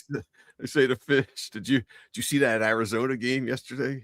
And he says, nah, I was too busy getting beat by Wichita State. Yeah, you asked him that? You know he played in the afternoon. Yeah. Crazy. One last thing. Do we have the first SchwarBomb of the spring? Jules, can we get that? Because here's the deal. I look outside and there's nothing but snow.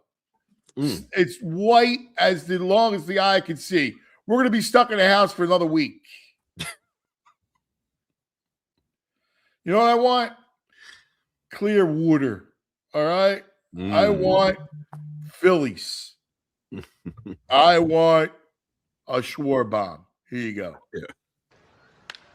Fly ball, right field. Number 1 is on the board. Kyle Schwarber gives the Phils a 1-0 lead. All those sounds. Palm trees. Oh, dude, it's amazing. I was just listening to it on the radio on Saturday. Yeah. Can't wait for it to be back. Yeah, I know. I can't wait for it. I want warmth. We got that tease, 50 degrees. It felt like it was 90. It felt so good. I know. All right, let's go back in the day. We're going back. We're going back. We're going back in the day with TrueMark. Oh, yeah. This is my TrueMark Financial Credit Union. All right, let's go back. I want you to 1990. Tell me what band this is. Is it Flock of Seagulls, Pet Shop Boys, New Order, or is it 3 of your Flyers? Wow. We got Rick Tompkins in the front, Mike Ricci on the right, and Terry Carpenter on the left. They look like they're in a new wave band. Because the long leather coat,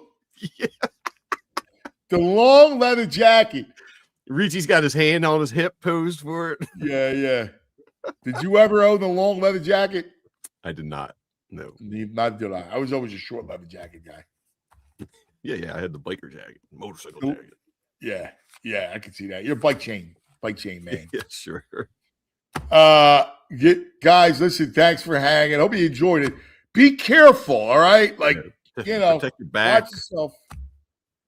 Don't overdo it. Shovel it. It's heavy. It's wet and heavy at the bottom. Yeah, it's good snowball throwing. Somebody said in the chat earlier. Great snowball. I'll get the boys out. Fire. Be careful, all right? We love you. Be careful, guys.